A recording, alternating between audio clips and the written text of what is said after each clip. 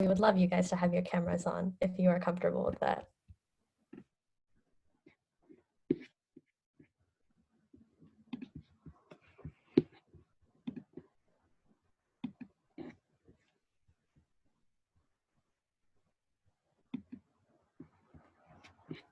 Sorry, Kashmir set that background up and I'm trying to figure out what it is. Oh, I know what it is. She created this, I think in JavaScript or Python, and she's starting to use it. I guess I'm going to just keep it then. Darshini, I know you from somewhere.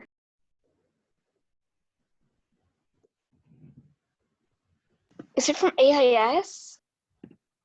Probably. I feel like I know you from somewhere too. Although, I mean, I don't know what you look like right now. That would probably help, but that's all right. Perhaps.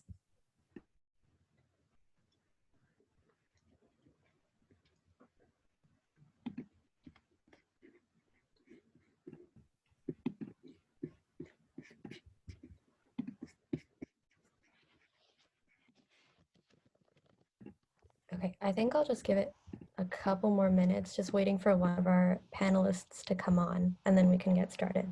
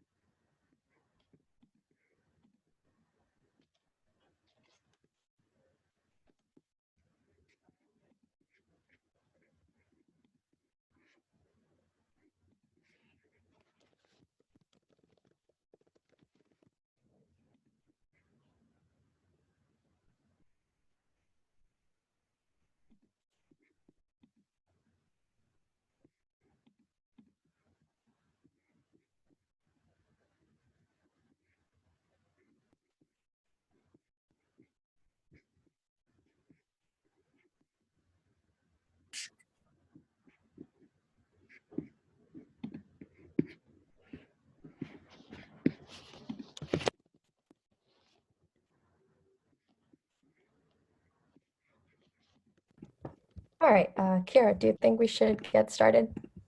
All right, cool. Give me one sec while I share my screen.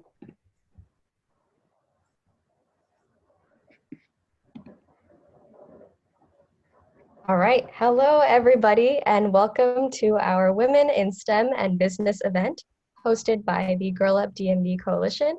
I am your co-host and co-lead for the coalition, Darshini, and I have my co-lead Kira with me. Kira, would you like to introduce yourself? I'm Kira Campbell. I'm the co-lead, and thank you all so much for coming.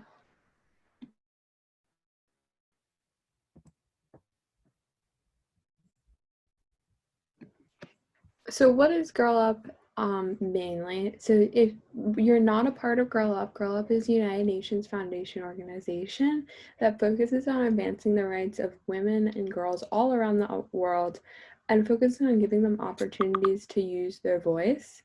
We operate out of clubs and coalitions. So this event is put on by the DMV Coalition, which is organized of all the clubs that are in the DC, Maryland, and Virginia region. So at a lot of your high schools, there are Girl Up clubs, but if you always have any questions, you can feel free to reach out to us, even if you don't have a Girl Up club that you are directly linked to.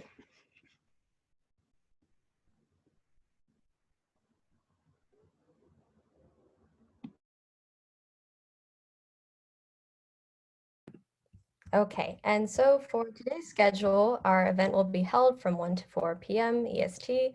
If you guys have to leave early, just don't worry about it. Just let us know beforehand. Right now, we're going through our introduction of each other and Girl Up.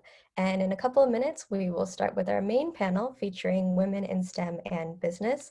We'll have a quick break between 2:15 and 2:30, get away from that screen for a little bit. And then from there, we'll be progressing to our workshops.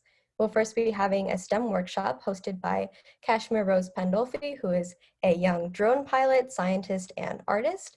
And then our second workshop will be held by Renad Alharthi, who is a young entrepreneur. And then that would bring us to the end of our event. And we will also be raffling off Girl Up merch at the end of the event. Kara, could you remind us what merchandise we have? We are raffling off 2 Girl Up STEM t-shirts, and there are sizes small and medium. So at the end of the event, I'll put out a poll asking like what size raffle you'd like to enter into, and then we'll raffle them both off. Mm-hmm. And like we mentioned at the beginning, we will be recording this event, so please turn your camera off if you are not comfortable with being recorded. And also, please keep yourselves on mute unless you're asking a question, and we'll let you guys know when you're opening up to questions. And so with that, we'll be starting with our panelists. Kira, would you like to introduce our first panelist? Our first panelist is Kaylee Perna. She's the owner of the Healthy Hub in Poolesville, Maryland. She worked in corporate America, which is very different than what she currently does now. And she decided to follow her passion to become an entrepreneur, open up a healthy cafe when the small town of Poolesville became her home. And that's exactly what she did. She created the Healthy Hub as a source of positivity and healthy options for the community, whether it's on the go or hang out for a while, with a variety of smoothies, energy teas, and uplifting messages. Even with the challenge of raising a son, opening a business during the pandemic, she's been proven time and time again that anything is possible if you put your mind into it and hard work. Next up, we have Princess Alia Pandolfi. She's the founder of Kashmir World Foundation, and she leads a network of scientists, engineers, biologists, and security specialists around the world in the design and application of drones for conservation and wildlife protection. She has pioneered integration of AI into robotic systems to enable a higher degree of autonomy, efficiency, and effectiveness, while also educating and inspiring people of all ages to learn, invent, evolve, and most of all, improve the world.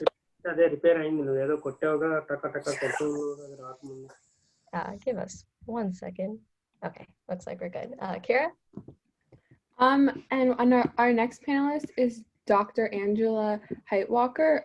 She is a senior scientist and project leader at the National Institute of Standards and Technology, whose research focuses on advancing optimal spectroscopic techniques and specifically their applicability to characterize quantum normalities. Lots of big words, so I'm sure she will tell us more about those. I can definitely tell you my high school science did not tell me what those mean. She applies these novel measurements to study the underlying photonics of nanomaterials, specifically noble and translucent materials, nanoparticles, carbon nanotubes, graphene, and other 2D materials, resulting in over 160 publications. Presently, Angela's research is pushing the forefront of optical methods to characterize magnetic phenomenon in a layered 2D system. She also leads a team of experts from around the National Meteorology Institutes all around the world concerned with enabling SI traceable Raman measurements. An issue of great importance to Dr. Heitwalker is encouraging the young and unrepresented to pursue science, and that's why we're all here. Though on and off-site demonstrations and lectures, she actively engages in promoting the excitement of science. She has co-organized 2 conferences for undergraduate women in physics and 3 conferences for undergraduate underrepresented minorities in physics. Angela also leads the NIST side of the NIST Howard APS IDEA team. And last but certainly not least, we have Ms. Leslie Morales. She joined the World Trade Center Institute as an intern in May of 2014, gaining valuable experience and insight into international operations and professional exchanges. She is responsible for designing and implementing professional and cultural programs for the International Visitor Leadership Program on behalf of the U.S. Department of State, as well as the Community Connections Program on behalf of the U.S. Agency for International Development. She is also responsible for overseeing the Albrecht Fellowship programs, including the Global Pathways for Students program and the Youth Diplomats program. Born in Paris, France, Leslie now resides in Parkville and completed her undergraduate degree in International Business and French at Towson University. During her time at Towson, Leslie created and was the president of Towson ESL, a student group that pairs international students with Towson students to help improve their English, both verbally and written for the academic and social purposes, so that they may return to their home country with a greater understanding, knowledge, and appreciation of the American culture with firm, lasting international relationships. A combination of Leslie's bicultural communication skills and diverse extended family has given her the valuable cross-cultural sensitivity needed to accomplish her work within WTCI. In her free time, Leslie enjoys spending time with her family, reading, and doing yoga. And now we shall move on to the panel.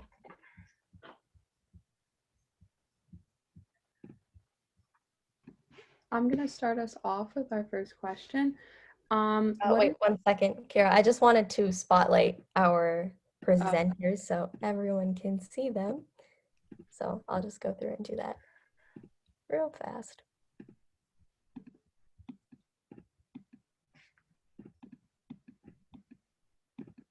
All right, there we go. You can start. Okay, so I'm going to start us off with our first question. This is aimed towards anyone that wants to answer. What inspired you all to pursue your current paths in STEM and business? Was there a specific aha moment, and what's the story? Anyone is welcome to start.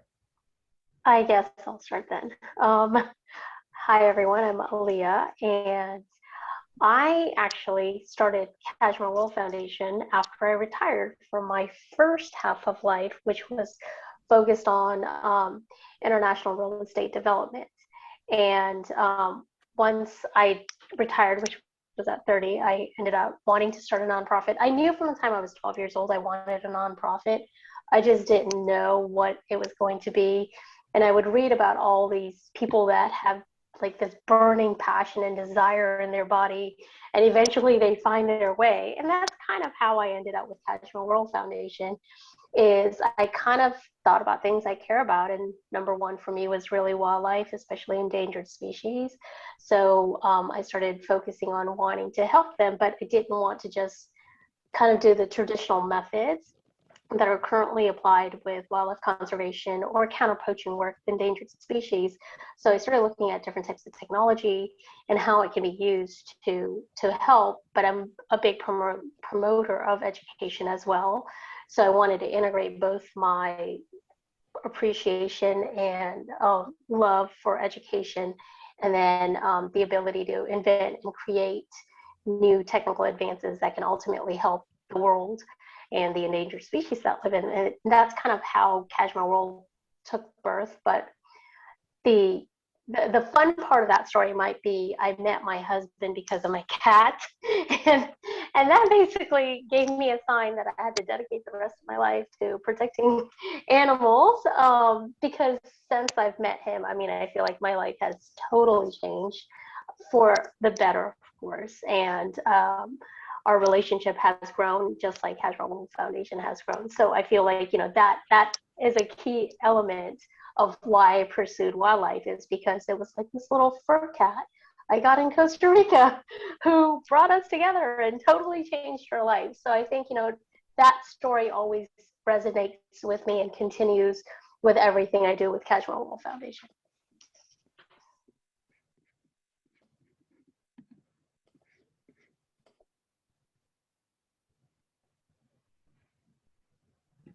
Maybe Ms. Perno, would you like to go next? Sure, I can share. So I'm trying to think of probably the aha moment. It was definitely when I was in my corporate accounting career that I realized I didn't want to do that necessarily the next 20 to 40 years of my life.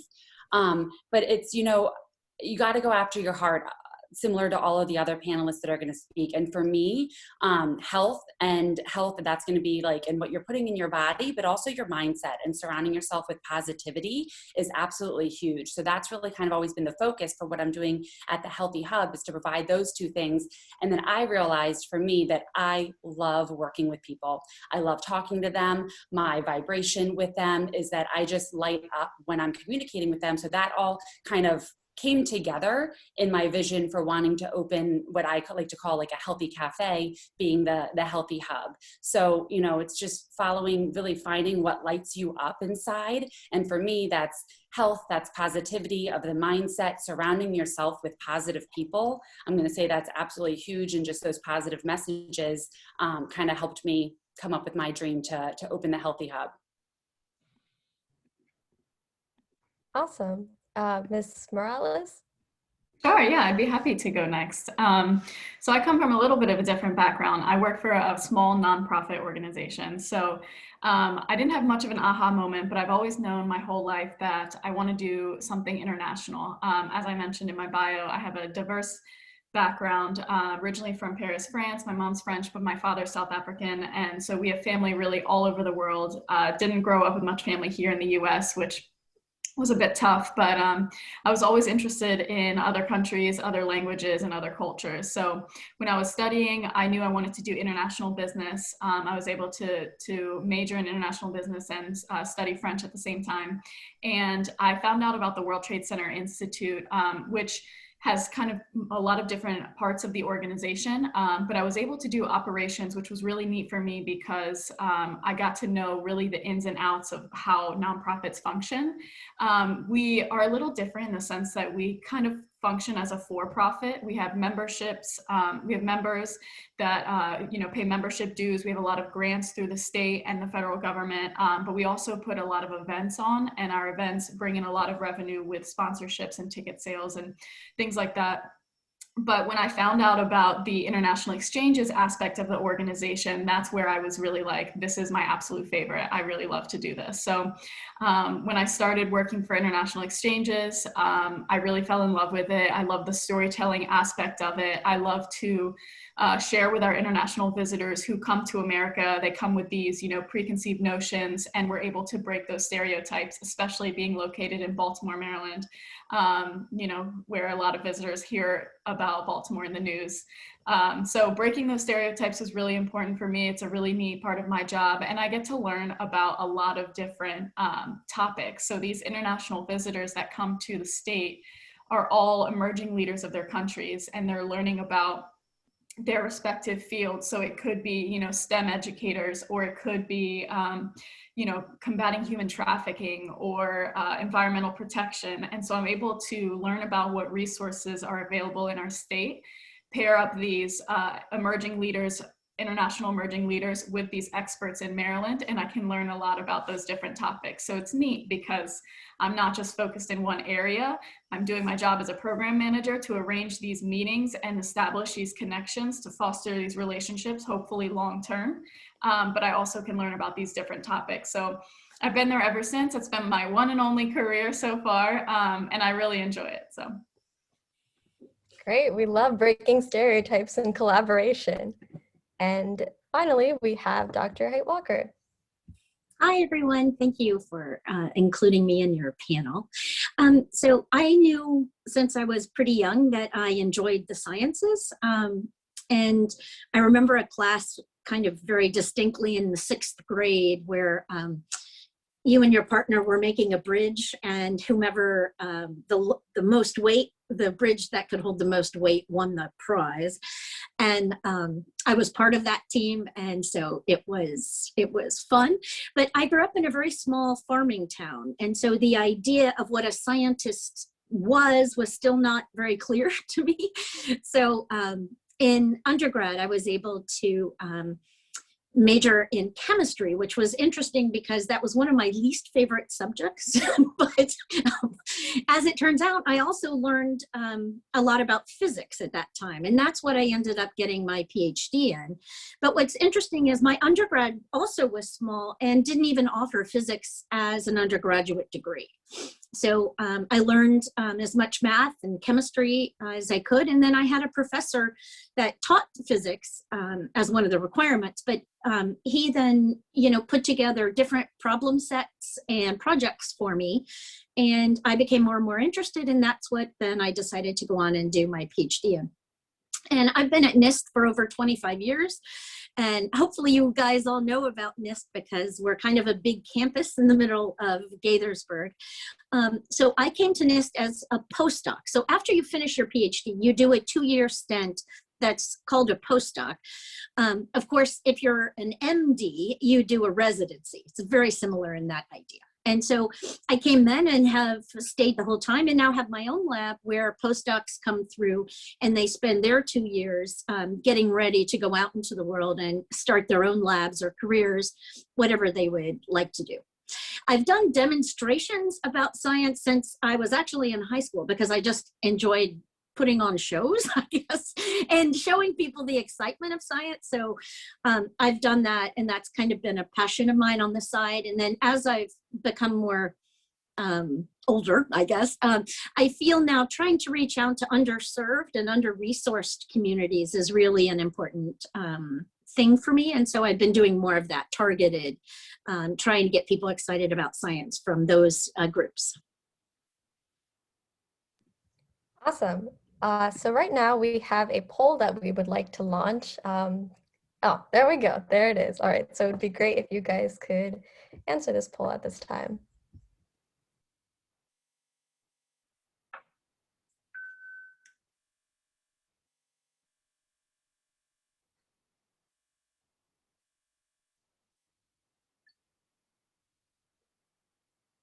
Are you guys able to see the results of the poll after you answer it? Harshini, are we supposed to take it too?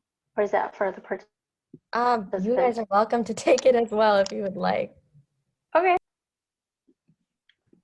And as for the results, I believe they come out once we have ended the poll. Okay, that's what I thought. Because right now it looks like on a scale of 1 to 6, everyone's kind of feeling a 4 of taking risks in the classroom. Oh, now that's changing.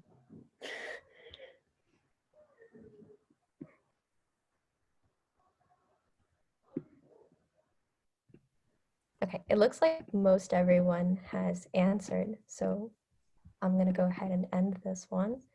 All right, yep, those are results. Looks like we're at about a 4. Not bad, can always get better though. And then I think we have a second one. Can we do that one as well? Yes. This is another risk associated poll, but the question's a little bit different. On a scale of 1 to 10, how comfortable are you with taking risks in a professional setting? So proposing a plot for a project, applying for an internship, or attending interviews. So something that's not necessarily in the classroom or in the school setting.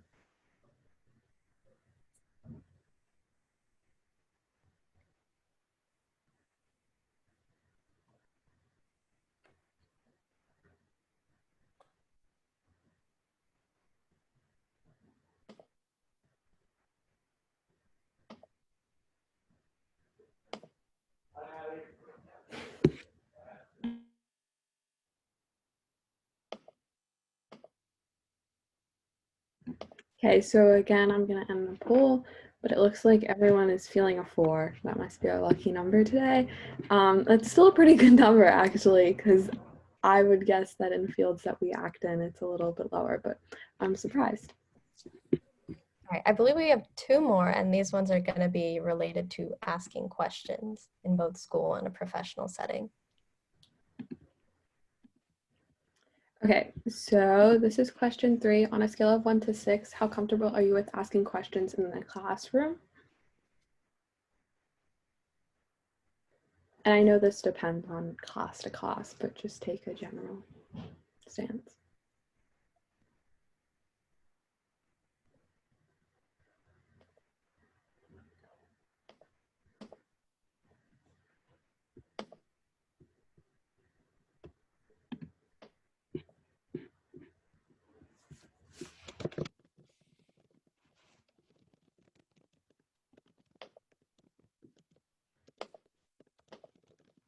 Okay, so I'm going to end the poll. It looks like for this poll, we're feeling more of a 5, and that's pretty good.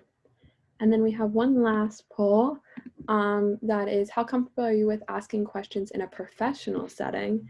So this is a setting similar to the first professional setting, not in the classroom, maybe in the workplace or in an internship.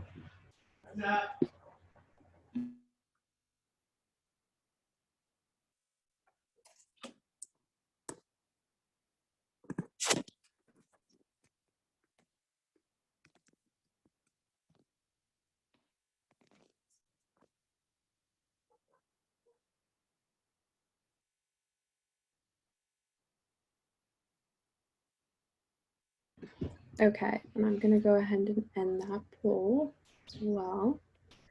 All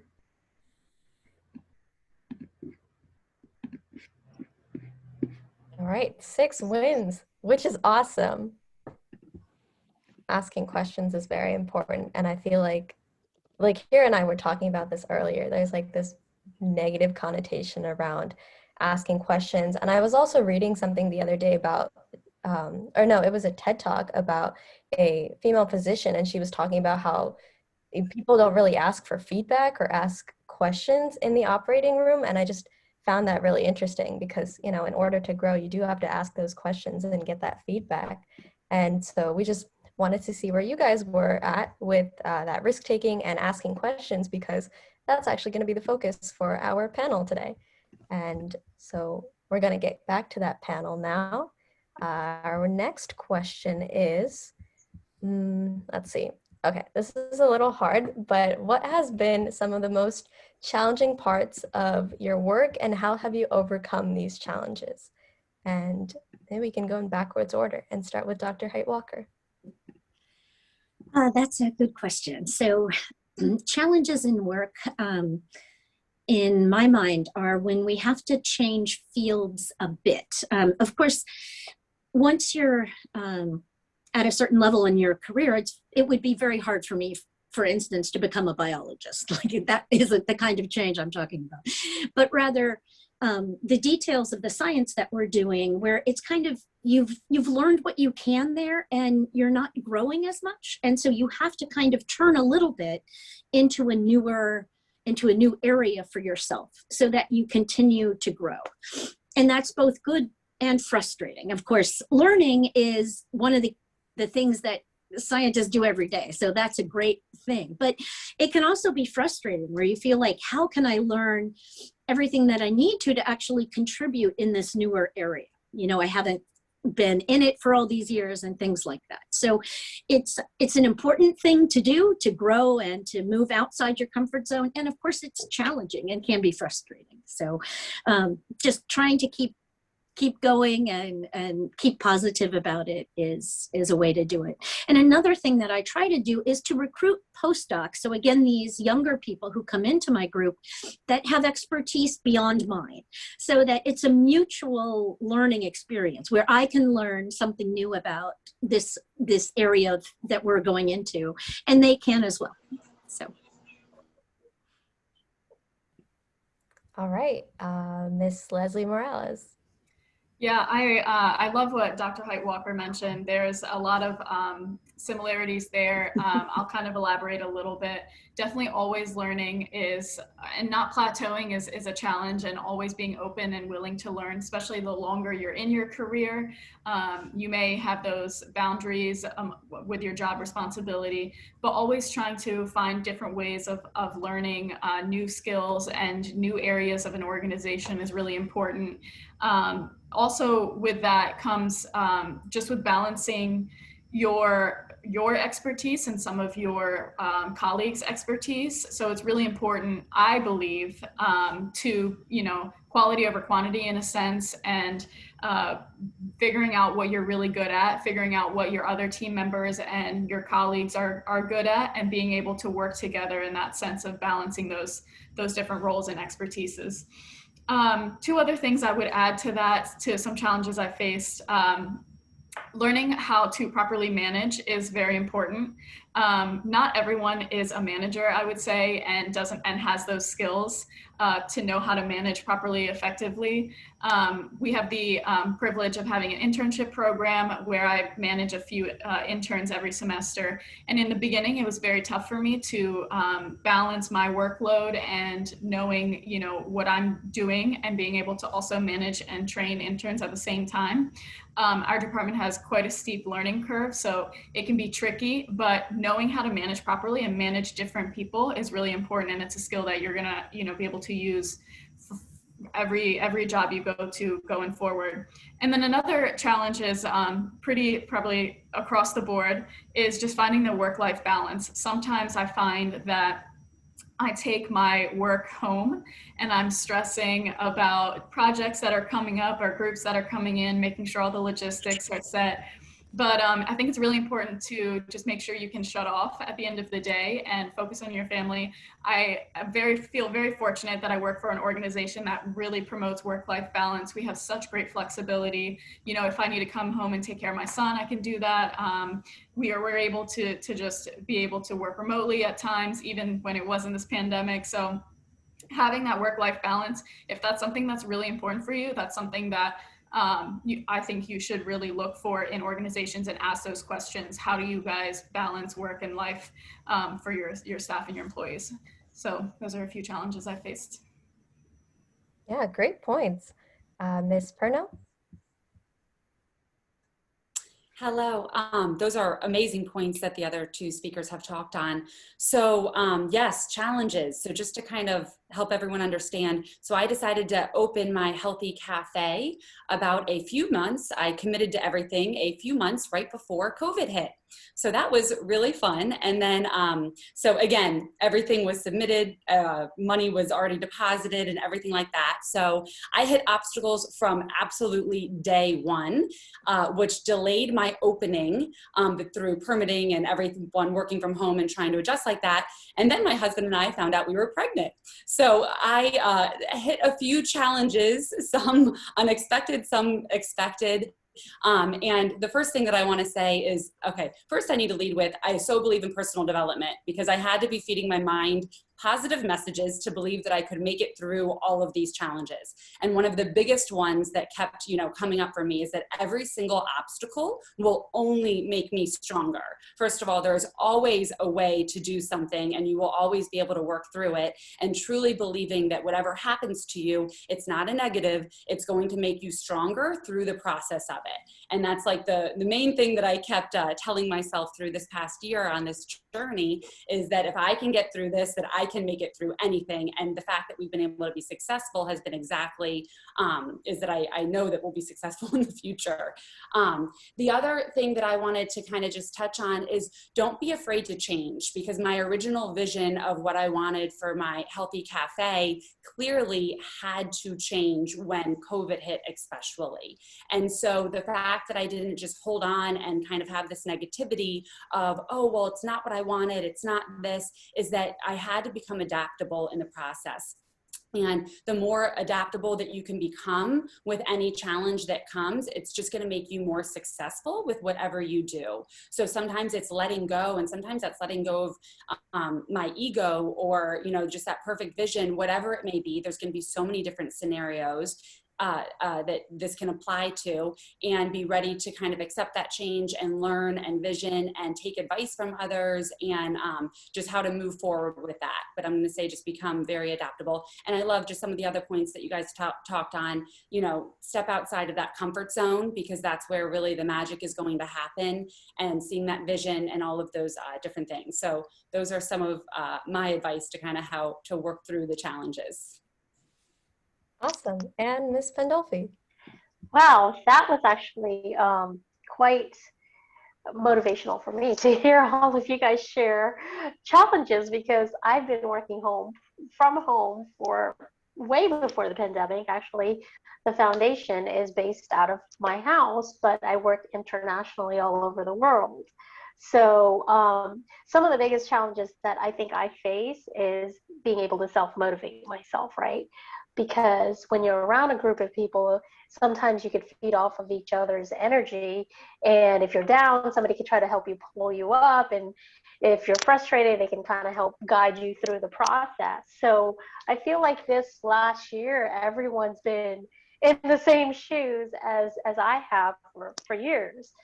Personally, I think I've learned to self-motivate myself from the time I was very young. But at the same time, it is still very challenging. So thank you so much for all the wise words you ladies just shared. But I'm going to talk about some other challenges that I faced within Kashmir World Foundation and how I've overcome some of them. So for me, I think the biggest challenge is finding good partners, I think, and that kind of goes across the friends. So in a business environment, finding good partners. In being at school is having good friends or people with like minds or like interests, because then you can help kind of move forward a lot faster. So I think finding partnerships can be very, very challenging, as finding friends can be as you get older. But I think if you find people that are passionate about the cause or the reason why you're doing something, then a lot of those challenges we can overcome because we're willing to learn.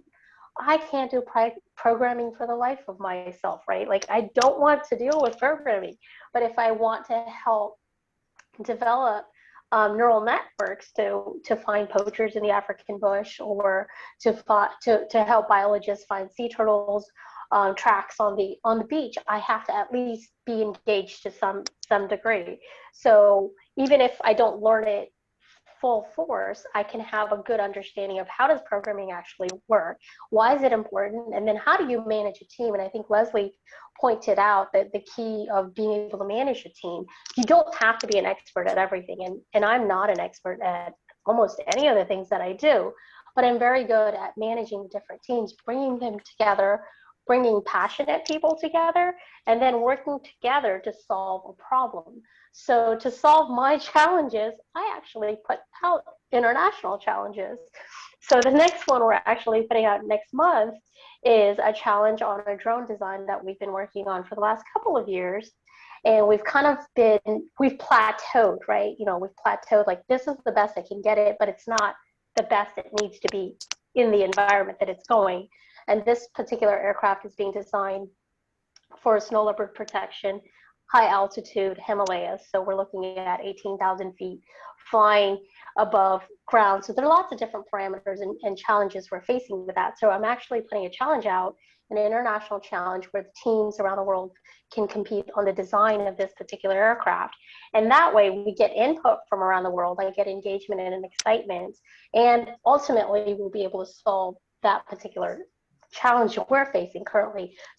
So one big thing I've learned is when you're stuck somewhere, reach out, ask for help, and get other people involved that care about the subject matter or are really good at what they do, because then they can kind of look at things from a different perspective that you might not have thought about, and therefore you can then work together and move forward.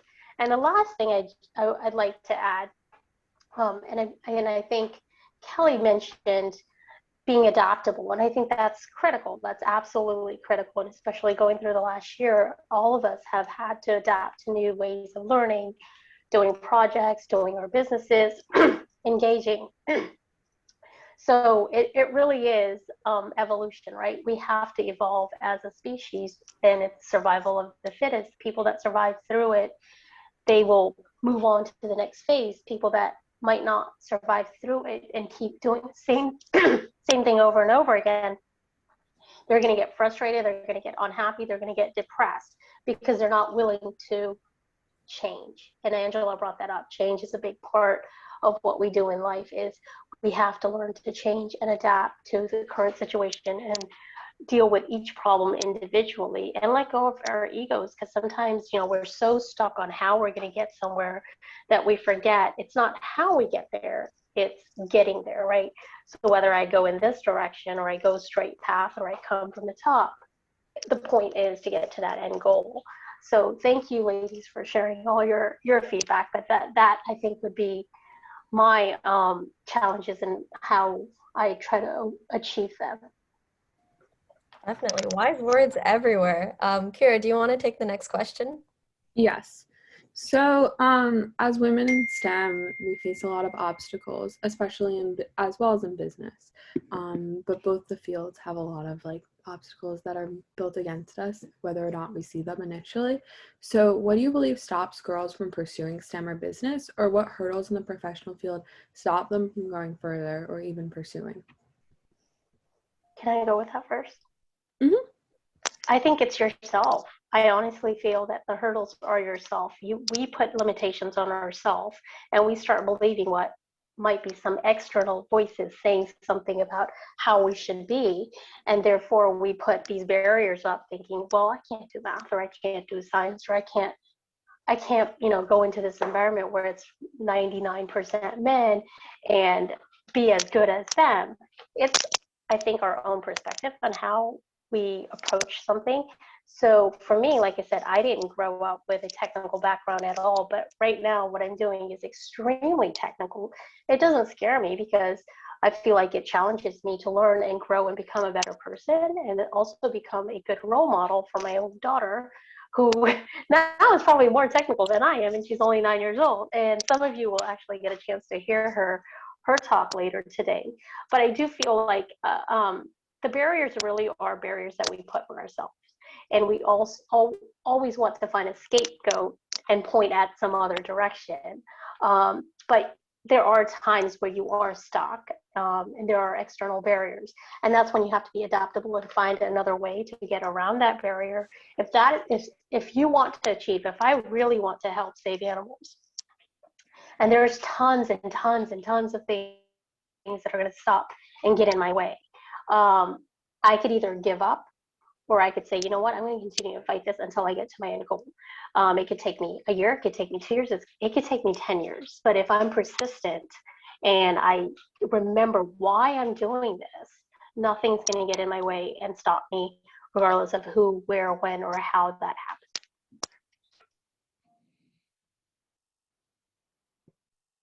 I'm happy to go next on that one. That was amazing again. Thank you to everyone. I love these last two sections. And I'm going to actually definitely agree with exactly what I think Aaliyah, I hope I'm saying that right, just said, is that it's the lack of belief in yourself. So it all begins with us, is that it's that lack of belief that we can't achieve it for whatever the reason. Everyone has their own story for where those messages kind of come from. So if you can just kind of start believing in yourself that you can make it happen, that you can pursue whatever your heart desires, wherever that dream is, that you can just do that. And for me, it's been a few different things. One, surrounding yourself with the right people who are going to believe in you. So whether that is being in a club or a group like one like this that focuses and sends the messages on how to believe in yourself, gives you examples of people that have gone after it. Surrounding yourself with those types of people is absolutely key to starting that believing in yourself.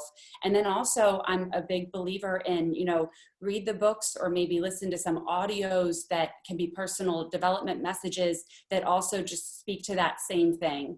Because if you kind of see the people and are feeding your brain those messages that you can do it, that's where that belief will build from. And then you can pursue whatever you put your mind to if you just believe in yourself and that you can absolutely do it. So that's mine.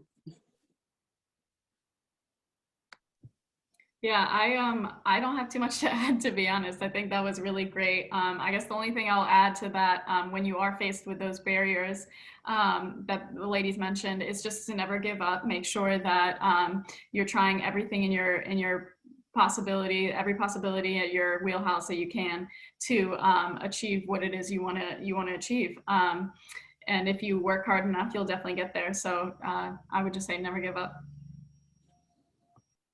So all great comments and answers. The only thing I would add is the idea of getting both mentors and advocates. So those roles are different, and is particularly in STEM, you can't always have a woman in one of those roles because there just not aren't that many, and it's okay. So open yourself to being mentored by men, if that's, if they're great at it, that's fine. But you also need to have some advocates who you can go to in times where perhaps, there is a real barrier, and someone is not behaving properly or whatnot. And so having those people in your organization, in your school, in your friendships, just to help you through, because there will be some challenging times. So you want to have both mentors and advocates by your side.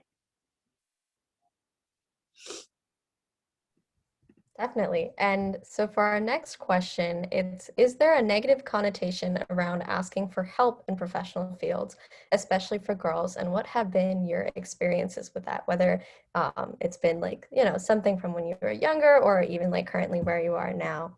And anyone is welcome to jump in. I would say maybe not necessarily in my field, maybe not necessarily a negative connotation. We always want to make sure that you've exhausted all your resources first before asking for help, whether it's even just taking initiative to find those answers on your own and then asking for help. But we are all about communication. We're not able to be successful and to do as well as we do without working as a team and always communicating with each other about where we're at and where we need help and bouncing, ideas off of each other. But it's also about, when it comes to asking questions and asking for help, you want to clarify if you're not quite sure about how to go about doing something. And majority of the time we want that because we don't want, someone to go and do something incorrectly and then submit work that's not the best that it can be, or that they didn't get the right answers on and direction on how to do it. So always asking for help will definitely save a lot of time in the end run, and it'll ensure that we've all put our heads together and been able to produce the best that we can. I found that a lot of times people want to actually help more so than not help. So I definitely second what Leslie just said, is asking for help.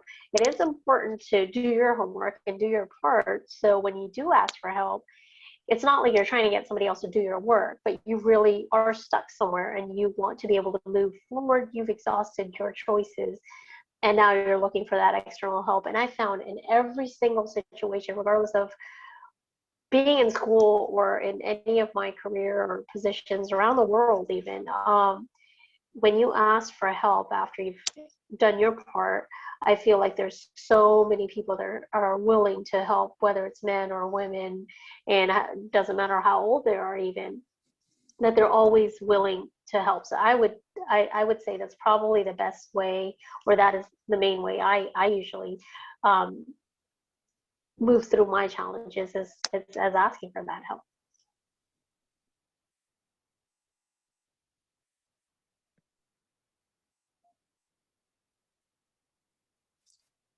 I'm happy to go next, but I'm going to sound like a broken record because I'm going to be saying the same exact thing that both of the speakers just said, and it's on the two parts. I mean, one, you absolutely need to ask for help, and I can say I struggled with this more at school when I was in high school and college, is that I had probably the fear of what people were going to think of me that stopped me from asking a lot of questions. And once I moved into my professional, both in corporate America, but especially in the entrepreneurship, is that you have to ask for help if you want to succeed in whatever you're doing, because we don't have all the answers. We never stop growing. We're always continuing to grow. So it's really not a choice. Like you need to, if you want to grow in whatever you're doing in life. But I also want to second what both of the speakers just said before me is, and this was actually a lesson that my boss in corporate America taught me, and I have taken it in every single venture that I've been in since then, and that's many years down the road, is that he said, please come to me with any question you have. But he said, never come to me without trying to figure it out yourself first. And that is exactly what they said. Do your homework first. You will learn so much more from trying to figure it out on your own, and then go to the person and ask for help, double check. But you will just learn and move yourself so much further if you work on it yourself first and really try to think through the problem, or again, whatever it is, and then go and, you know, ask for help or to double check or to whatever it is. So always do your homework first, because that will really just take you farther in life. And again, asking these questions and doing the homework, this is all for you. Even though sometimes it feels like, oh no, just be easier to ask them. It's going to help you in the long run, and remembering that. So, so I just really want to second what they've been saying. And I totally agree with all those comments. And I will just highlight that asking questions more along the line, which goes back to one of, or both the polls, I can't remember. But if you're asking questions, you're going to be moving forward where you won't be stuck as much about a specific thing. So if you're asking questions along the way, you're gaining the knowledge so that you're able to get yourself out of things some.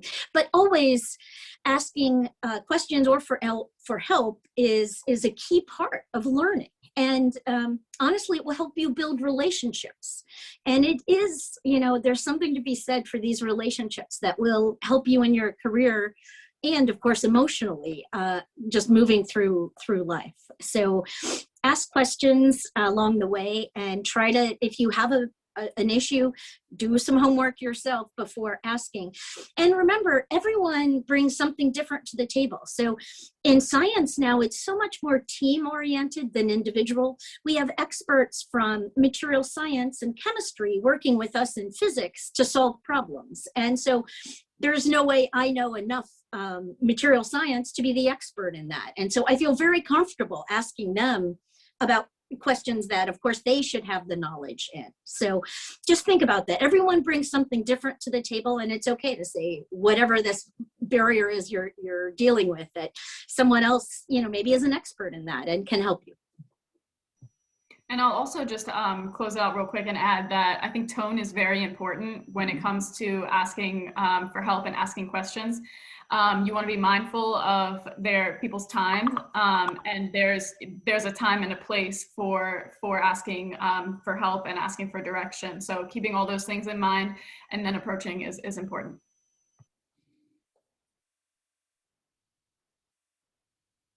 And then Kira, the next question. Yep. So what is one of the biggest risks you've taken in your life? So that was more, we talked about taking risks in the polls. And what's one of the biggest risks you've taken in your career or in your life? And what's the lesson you learned through it or has helped you grow? I could share a personal story, which now I look back and think at, how was I so crazy? Back in 2014, when we launched our first Wildlife Conservation UAV Challenge, we had teams from all over the world that were competing and asking questions, and I didn't have the answers to their questions. So I told my husband, let's pack our bags. We're going to South Africa. We're going to Kruger National Park, in the heart of the problem, to find out why and how these poachers are killing so many rhinos. Keep in mind, Kashmir was 2.5 at that time. It's November 2014. Within 2 weeks, we were in Africa. It was a 52-hour trip that we took with a 2.5-year-old. Ended up in the park. I presented the project to the general who heads the park for their security, and he was like, "This sounds so crazy, so out of the box, but you know what? I'm going to give you my best ranger to go out there and learn about counter poaching or poaching problems and how can we counter those problems." I was like, that sounds great. Of course, I couldn't take Kashmir with me, so I decided that I was going to leave her with the villagers that live in the park. And so I met this really nice lady. She takes Kashmir by her finger. She walks into, like, you see, you know, you could imagine the African bush, and you see the one tree and the shadow of this little baby and this older lady walking away. And I'm like, that looks weird, but I've got to go do my job. I don't know the lady, but I have to trust her right now. So my husband and I went with the rangers and our team to test out some drones and learn about the problems they're facing. And then in the evening, we would come back, or sometimes we would even leave at night and come back in the morning. So one evening we get back and it's like sunset time, and you see like, you know, this little girl coming back with this other kid and the older lady. And the next day you see the little girl coming back with 3 kids and the lady. The next day, you know, you see the little girl coming back with almost the whole village kids and back to our camp that we were at. So the reason why I think it's crazy is because we were doing something very dangerous.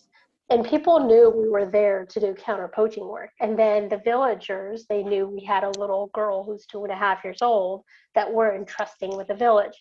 So in a way, it was probably one of the riskiest things that I've done. But at the same time, I think Angela mentioned, is asking for that help. You're also building relationships. So the locals started trusting us, and they started sharing more information with us about poachers and how they're doing stuff. So in essence, that risk that I took with my child's life basically ended up almost building a really good relationship with the community to help them understand, hey, we want to help you. I'm trusting you with my kid. You can trust me to help you fix the problem that you're facing here with the animals that you guys have. So in a way, you know, that was, I look back, I wouldn't do it now. I mean, I don't think I would do it now. Even though Kashmir is 9 years old, I doubt I would repeat that same challenge. But I feel like this time she would end up going counter poaching with us instead of staying behind. So that, I thought it would be fun to share a story about a risk that I've taken that was also pretty crazy, but at the same time, luckily it all worked out.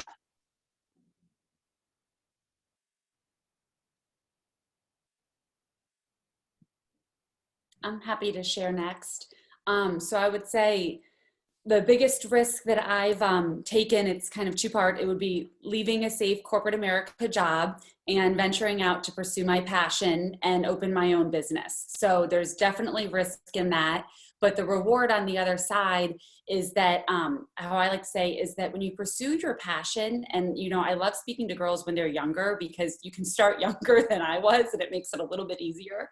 But, you know, you enjoy the journey of life. And to me, that's what life is all about, because it's not about this end destination, like when I'm blank years old or I have this much money or whatever, that I'm going to be happy. No, like happiness is enjoying the journey of life.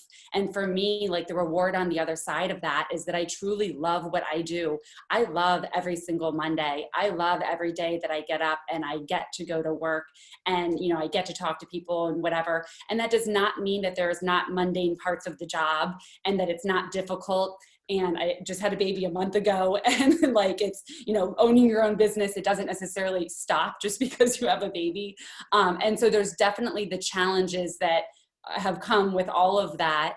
But when you pursue your passion and just really do whatever you can to go after that, is that, you know, work doesn't feel like work. And to me, there's nothing sweeter than that, because you truly get to enjoy the journey of life through that process. And I'll tell you about a big risk I took. It was back in 2004. I had been at NIST maybe only a decade or so, but I had gotten into a bit of a rut where people were asking me to do a lot of, I'll call it administrative work. It often happens to women in the sciences where we do have, typically, again, this is all some better people skills. And so we might be asked, you know, to help with a committee or something like that. And I felt overburdened by those things. I really wanted to just be, you know, in my lab doing what I enjoyed. And so I talked to a mentor that I had here, and he suggested I go on sabbatical. And in fact, so academia does that all the time, where I think it's like every 6 years they get a semester or a year off to go to a different lab and learn new skills. And so that's what I ended up doing. I went to Paris, France, and lived, and we were blessed at the time. My husband was working essentially online most of the time, so it wasn't a problem for him. So we did it. We went to Paris and lived for a bit. and then came back, and I was sort of refreshed, and I felt a lot more confidence in saying no to some of the more administrative, stuff that people wanted help with. And I refocused and got back to the lab, and I'm really happy I took that risk. But I must say, for those people, I know we've heard someone else too, living in another country and working in another country is challenging business. So I certainly gained an empathy for a lot of my colleagues who visit the US as scientists, that, that it's a challenge, but certainly a growth opportunity too.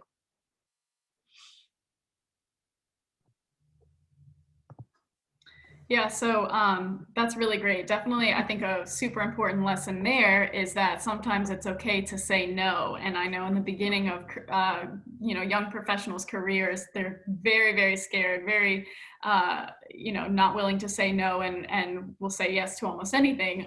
But it's a very important lesson to learn, especially when, one, it takes you away from your immediate roles and responsibilities and your immediate job. If someone's asking you to help out with something else, but also when, it might not be your expertise either. So saying no is a really important lesson. I will say I'm not a huge risk taker.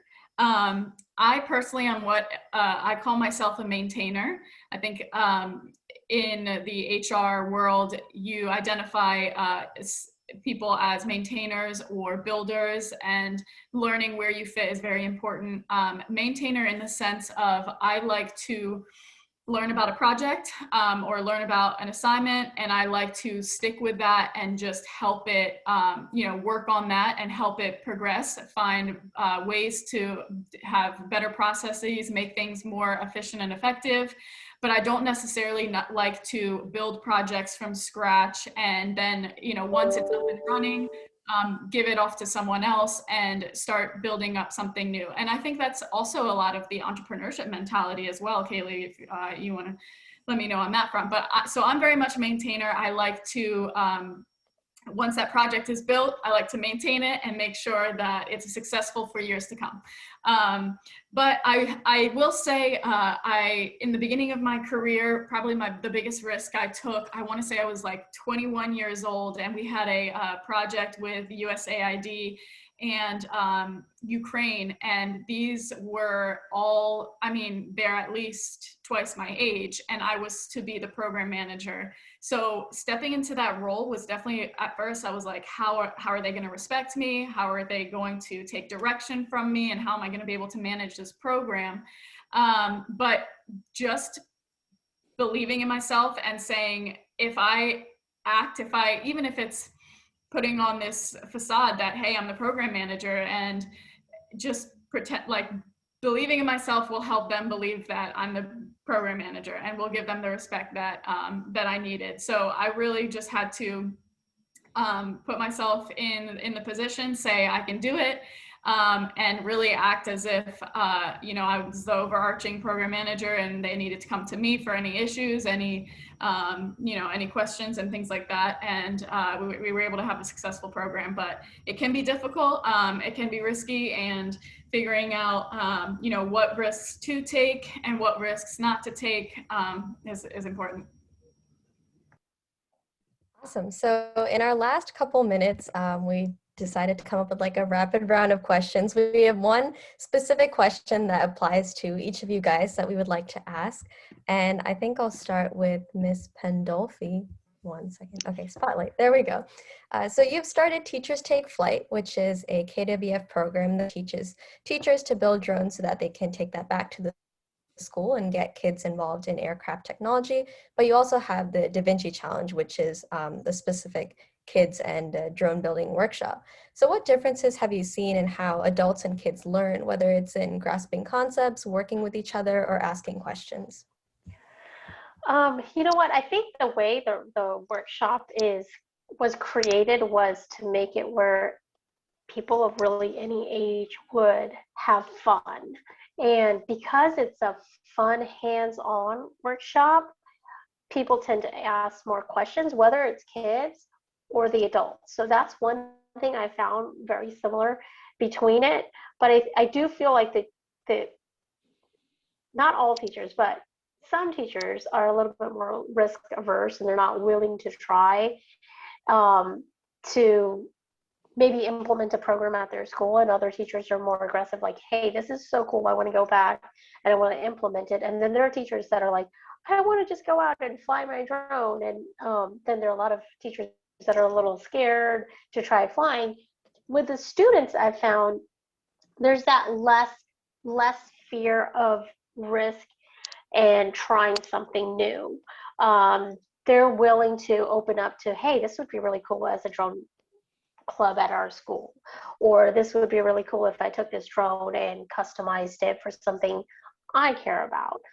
So I just feel like because kids are still a little bit more open and they are basically sponges of education and information, that they're willing to learn a lot more short period of time, and then be willing to take risks and try something new with it.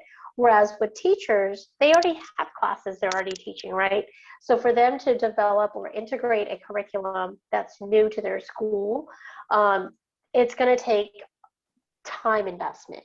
And I feel like a lot of times they might be stuck and not have that time investment to commit. Whereas kids, they might be willing to say, okay, you know what, I'm just going to spend less time on this homework and focus on this. They almost have more freedom, I feel like, to be able to do that, whereas the teachers have to abide by like certain curriculum criteria instead of students. Yeah, makes sense. Sorry, Kira, go ahead. Yeah, that was perfect. I would just want to ask Ms. Morales, what advice would you give girls who decide they want to work abroad? I know that's like a thing that's becoming more prominent in our culture, but what's something that everyone should know about it? Sure. So yeah, like Angela said, it can be very challenging to up and move somewhere, and whether it's for personal reasons or professional reasons for your career, especially the language barrier. So if it's a country that doesn't speak your language, then that can be even more challenging. But I think it's always important to know that you can always come home. There's always, as long as you have somewhere that you call home, that will always be there for you.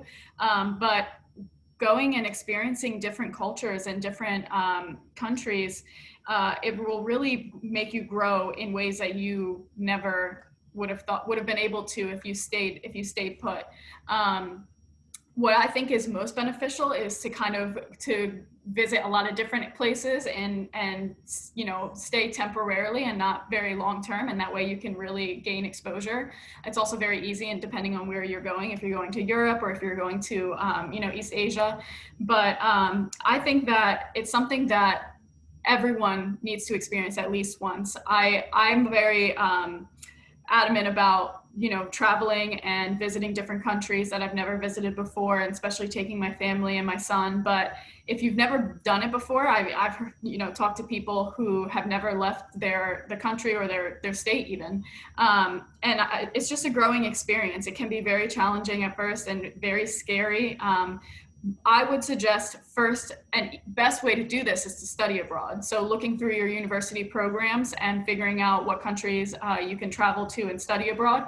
Then you can do, as short as what's it called, an expedited semester or something like that, where it's really only maybe 3 weeks. Or you can go for a whole semester. But everyone by the end, they really truly do love it. And it's something that they can, you'll take whatever learnings you can from it and grow when you come back. So I definitely would recommend it. Awesome, that's good advice. Our next question is for Dr. Height-Walker. Through your career in STEM and at NIST, have you noticed any changes in the demographics represented? And can you talk a little bit about the work that you've been doing to get younger people from underrepresented groups interested in science? Yeah, so I would love to say that the demographics have changed a lot. but they haven't really yet.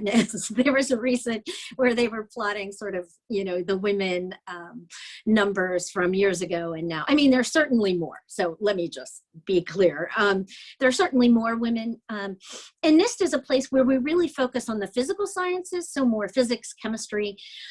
We do have smaller programs that are more chem bio or things like that. So one would expect the numbers of women not to be that high just because of the number of PhDs that are graduating with those things. That said, I was shocked. So I was a co-organizer of one of these Women in Physics, and those conferences are great. They're for undergraduate women majoring in physics, and it's just to get them all together and give them some support and a network, to begin that networking important part. And it was organizing my first one where I was trying to get some Black women who could give talks at the conference.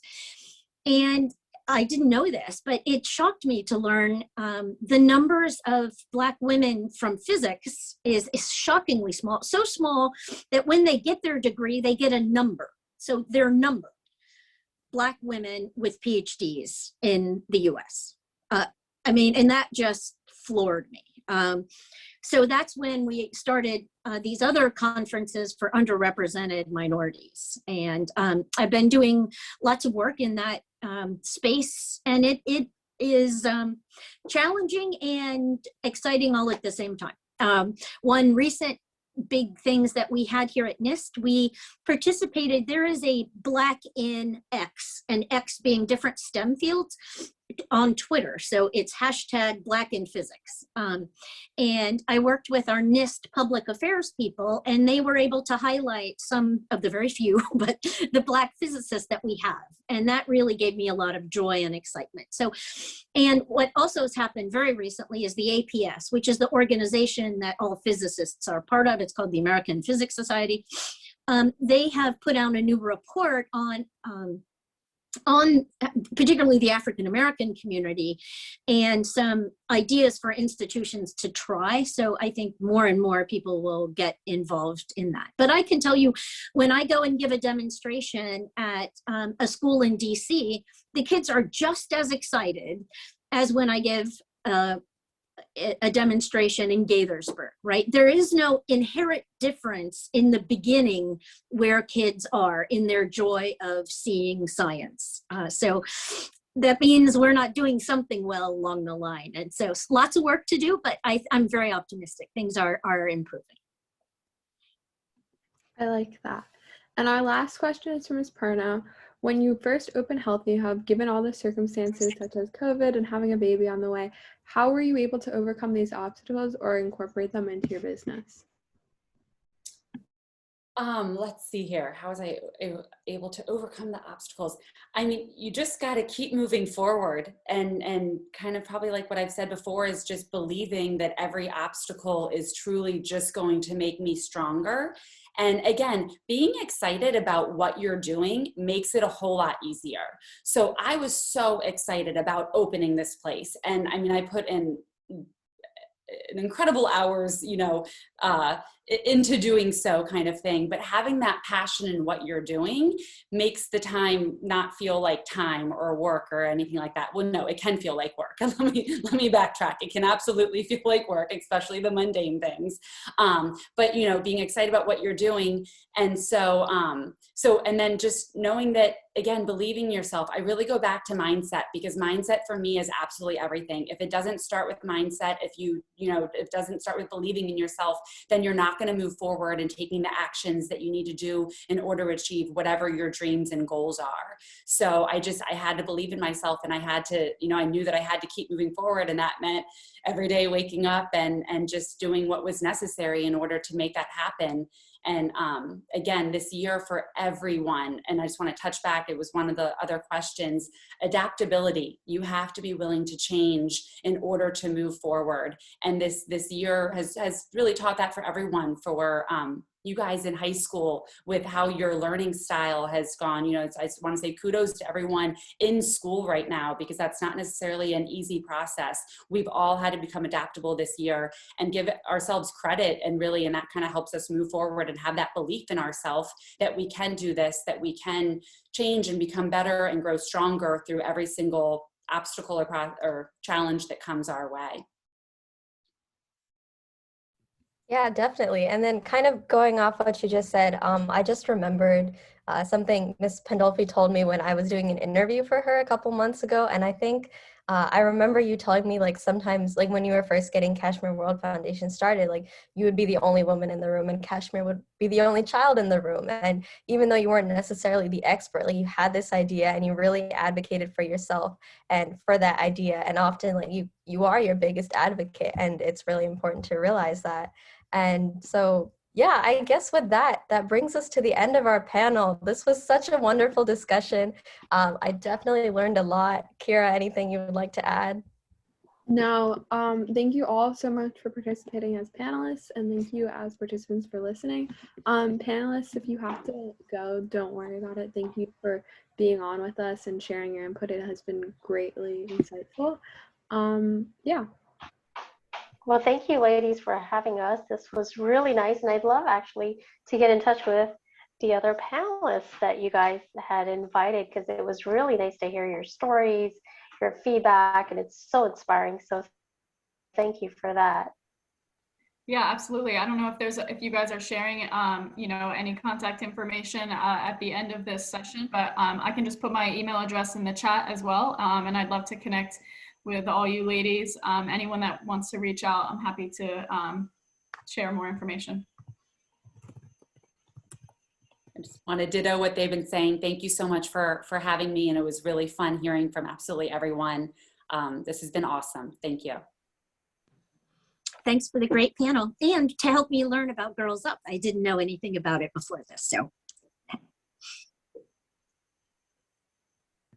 All right, thank you so much, everyone. And with the end of our panel, we will be having a short break and we'll be resuming at 2:30. So step away from that screen, get a snack, take a walk around the block, like whatever works for you. And we will see you guys back at 2:30. Thank you.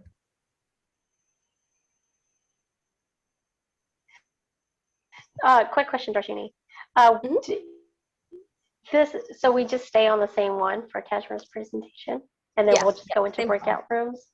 Mhm. Okay. Or actually, Okay, perfect. We'll be since back in. it's just one workshop, we'll be on this call. So we're not doing breakout rooms. Same call. Okay, all right, perfect then. Thank you. Could you like send a follow-up email with like all the emails and contact info after? Oh, sure. Yeah. Yeah, thank you.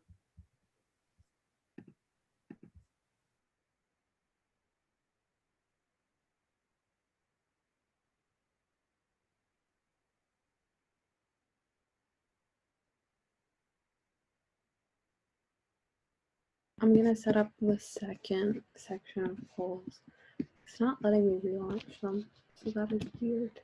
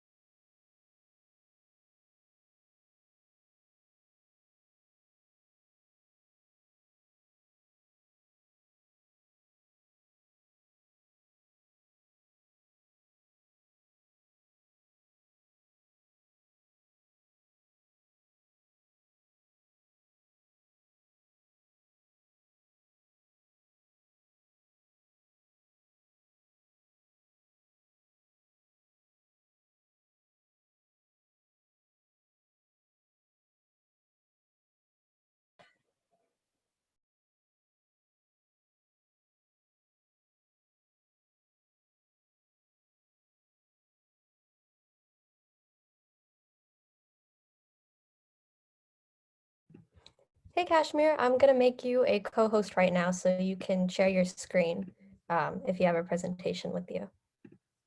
Okay.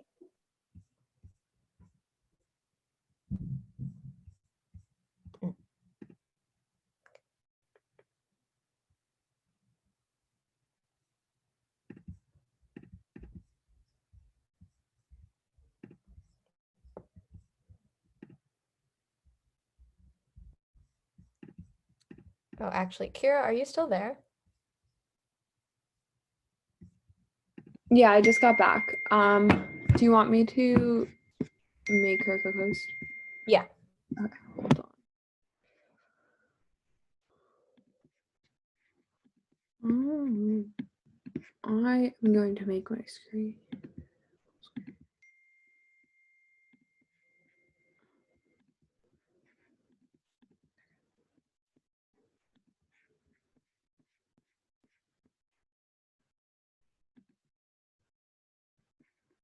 Okay.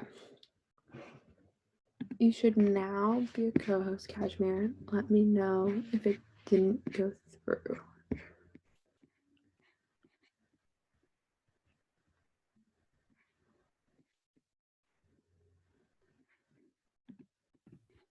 I think the little notification popped up on the side, so she Yeah, should be. that's all. Okay.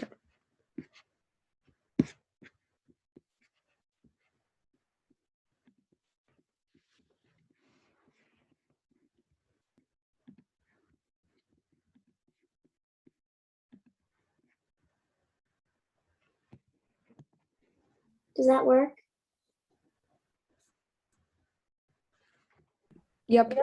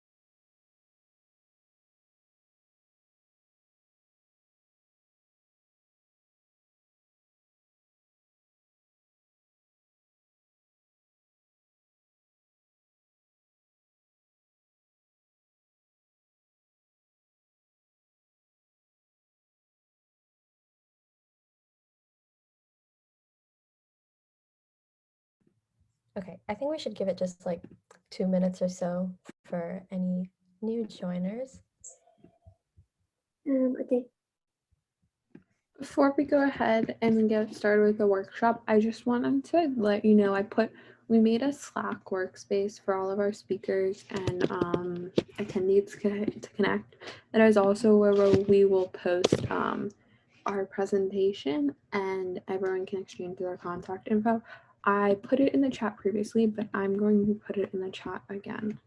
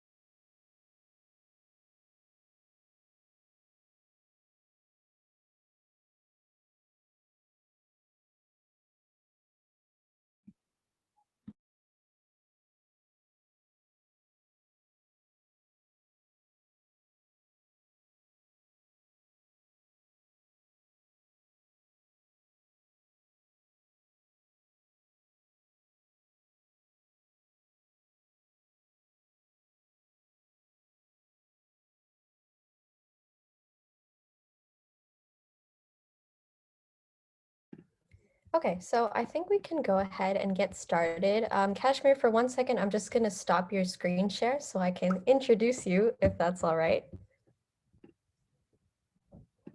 Sure. Uh,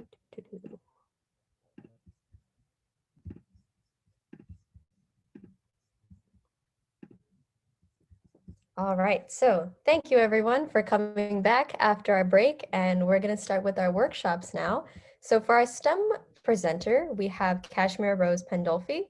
She is a 9-year-old drone test pilot. Don't be fooled by her age. She's incredibly knowledgeable at Mentors and Mentor for Teachers Take Flight, Fly for Conservation, and Superhero Drones workshops at Kashmir World Foundation.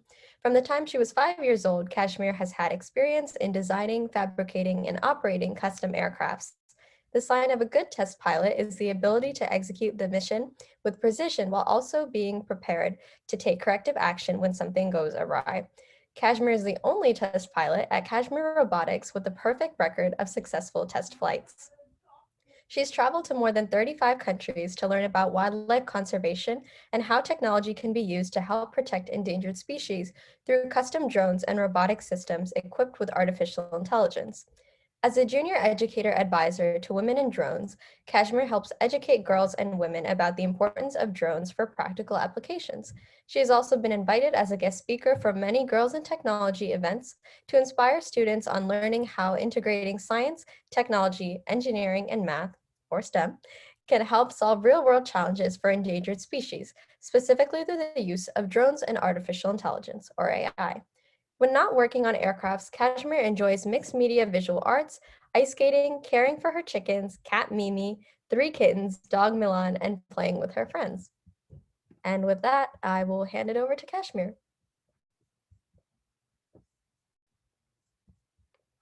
You're welcome to go ahead and share your screen.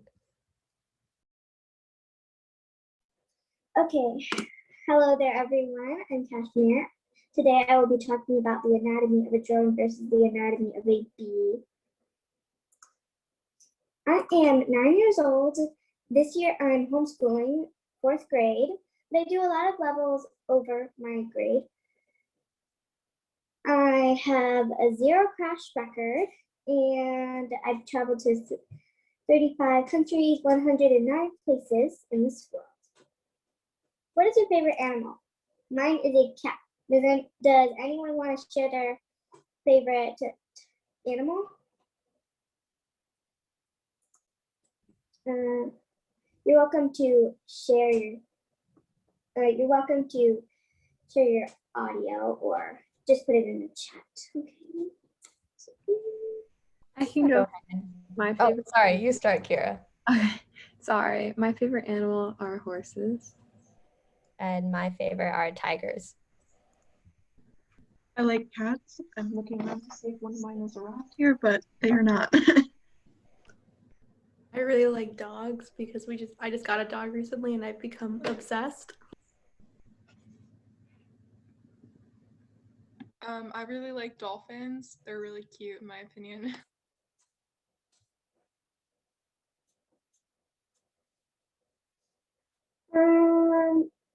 Someone put in the chat jaguars.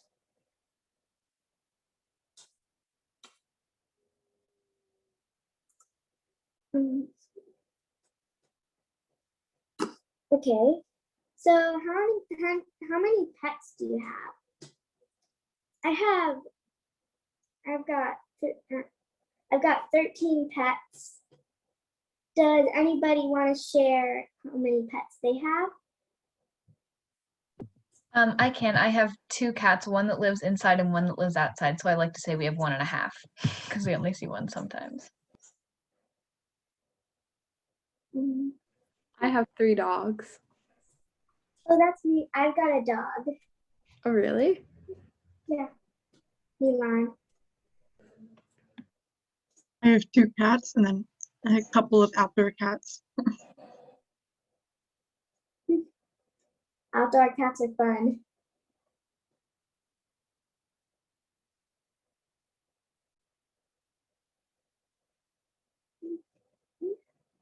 Anyone else? No? Okay, well, let's continue. Today, we are going to take a poll. We're going to talk about the anatomy of a drone versus a bee.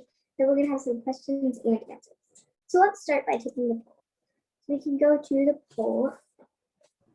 Yeah, I have the link to your poll, so I will put it in the chat. And also, you aren't sharing your screen right now. I just wanted to make sure you knew that.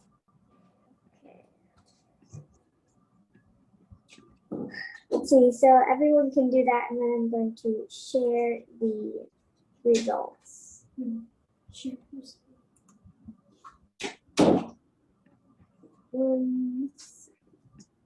Let me just get the poll again. And here we go.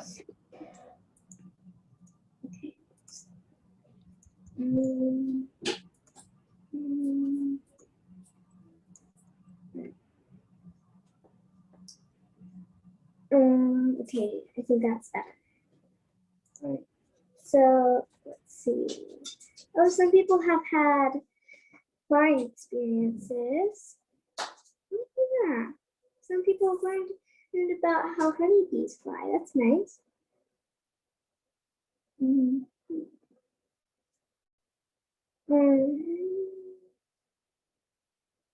So, right, we got 16 responses so far.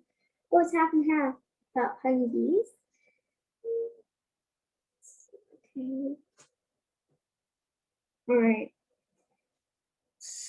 So, anybody else putting in responses? Or is that all? All right, I think we've gotten all the responses. All right, so let's see. So now that we have taken the poll, let's talk about the anatomy of a drone versus a bee. So feel free to shout out, but what do you think of when I say the word anatomy? The human body. Okay, human body. Anyone else? I think of different systems like the muscular system, the skeletal system, like things like that.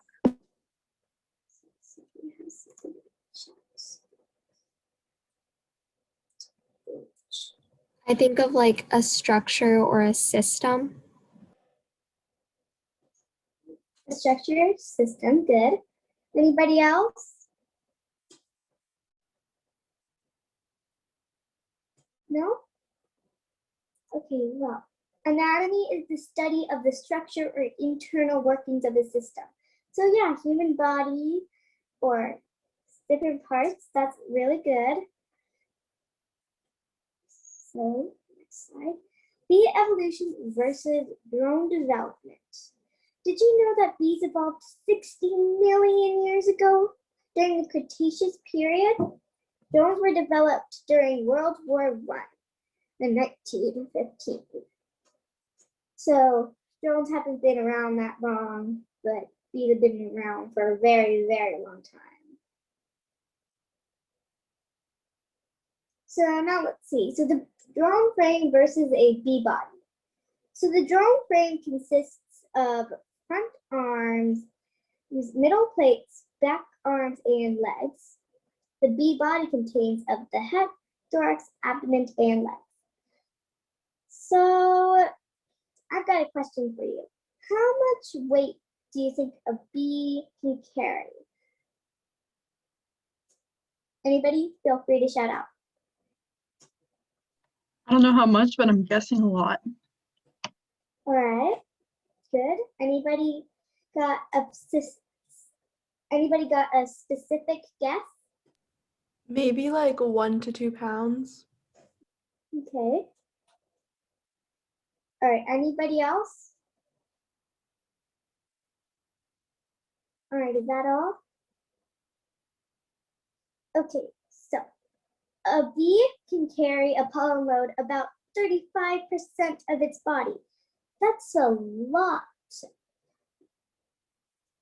That is a lot for a tiny bee to carry.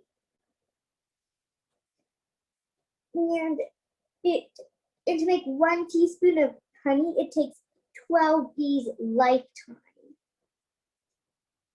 So it takes a lot to make honey. So the mechanics of flight. So it's a saying that bees shouldn't be able to fly because they defy gravity. And yes, if you're flying like an airplane, their wings don't work.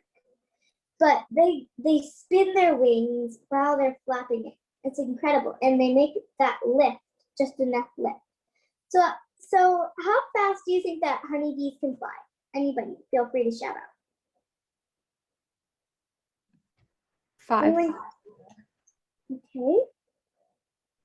5 miles? Okay. So anybody else? 6 to 7. Okay, pretty close. Anybody else? Okay, does it seem like it? Gabby says 10 in the chat. Shucks. All right. 10 miles per hour. Very, very close. A bee can actually travel 15 to 20 miles per hour. That's really fast for a tiny bee. So a drone doesn't have those wings, but it's very obvious that they've got propellers and motors. So the propellers are put onto the motors, but the motors aren't just going to spin by themselves. They can't do anything without the ESC. So does anybody have a guess what ESC means? Anyone? Anyone at all? Is it electric something? Like, does the E stand for electric? Yes, it stands for electric something. Okay. Don't know the other two. All right. So anybody else got some answers at all?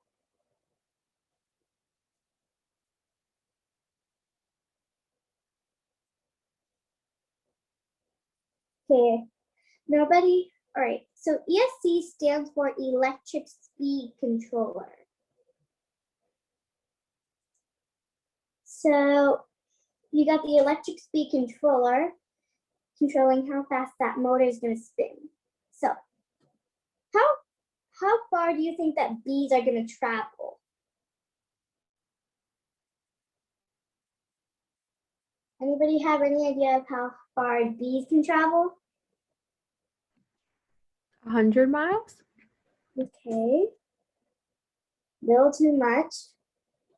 Anybody else? Is it like how far they can travel in a day? Because then maybe I'm guessing like 80. No, it's just how far they can travel from their hive. Okay, got it. I think I'll still stick with 80. All right, somebody put in the chat 50 miles. All right, anybody else got any guesses? No? All right, so a bee is going to travel 10 miles from the hive. So how far do you think that your drone is going to be able to go away from your site? Now, it's definitely a lot less than the bee, but let's say it's like just a regular day. All right, somebody put in the chat 2 to 3 miles. All right, so, one person said 1 mile. Good. Any other guesses? No? Well, a drone can only, from your site, fly about 1 to 2 miles because there's going to be interferences with your signal. And then how fast do you think that these wings are going to fly? Anybody think that they know how fast a bee's wings going to flap? Anyone? 25 miles per hour. Is that even a measure of speed for wings? I actually don't know. How many times do they flap their wing per second? 7. Okay, 7 times per second. 15. 20 and 15. All right. Let's see. So, okay, let me give you a hint. It's closer to a hummingbird's amount of flapping.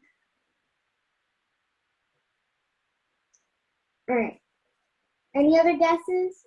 Okay, 100 flaps per second, 150, 120. All right. Well, everybody, a bee is gonna flap their wings 230 times per second. That's a lot, but that's what they gotta do to make that lift enough. Okay. So how are drones going to communicate? So they have to go from the transmitter to the pilot, which is on the pilot, or you're holding that transmitter, to the receiver, which is on the drone. It's going to receive those signals. Or it can go from the ground station, and we use a mission planner, to the Wi-Fi module.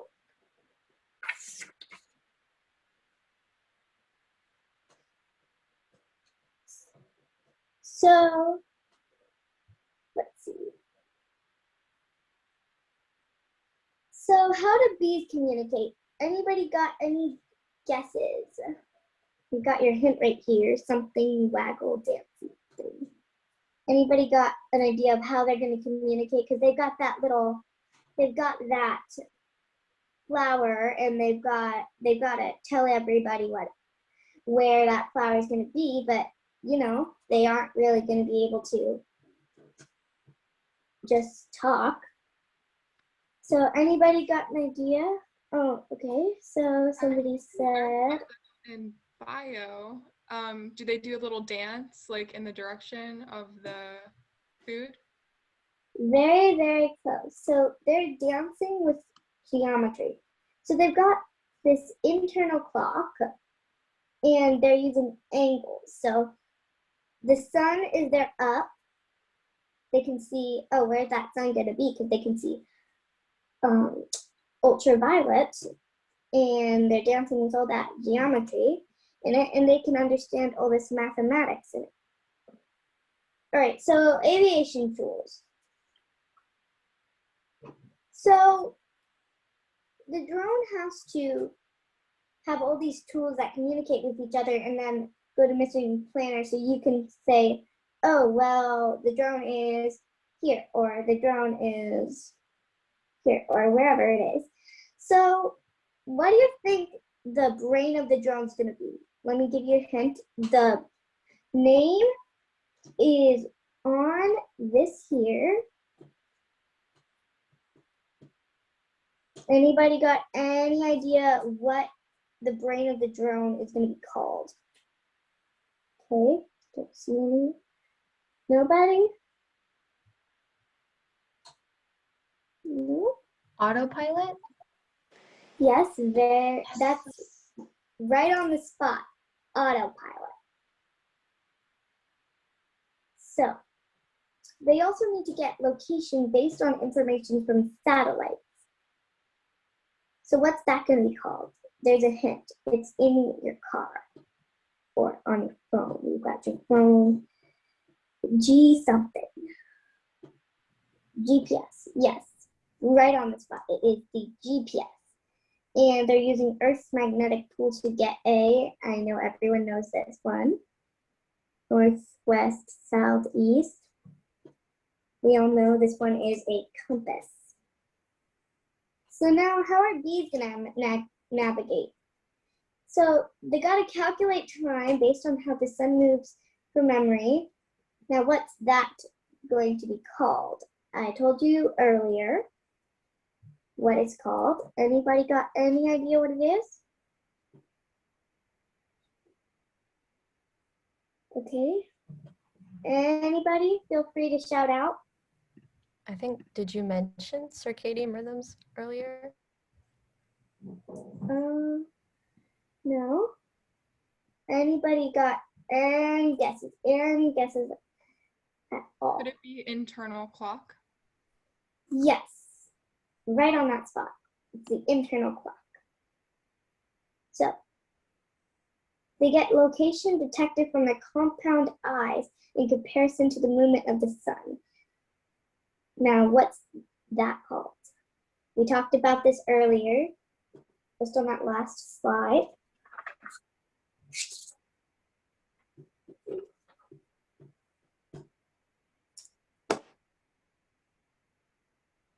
Okay. So this is their GPS, and then we all know using Earth's magnetic field, they get a compass. So they can detect this. And you can see all their 5 eyes. Interesting. Powering me up. So bees need to eat, and they don't eat their honey. They eat honey to produce material that they use to make their homes. But so they have to eat nectar and pollen, which then they throw up in the hive and turn into honey. And yes, it is just bee throw up that you're having in your tea, honey. So the drone's got to do its way of getting stuff. So this is a lithium ion. This is a lithium polymer battery right here. We switched to lithium ion, but beware, explosive battery. They're both explosive. And so you got your battery charger. And so you charge the battery, but if the battery's on too long, poof, explosion. So you got to have that battery monitor, which is going to monitor how much charging is on your battery. Like when we got chicks, we had a monitor that monitored how warm it was in their enclosure. So everybody, what did you learn about drones and bees today? Feel free to shout out. That they're more alike than I thought. Definitely more alike. Anyone else? That bees flap their wings at over like 200 flaps per second. That's pretty fast. Anybody else?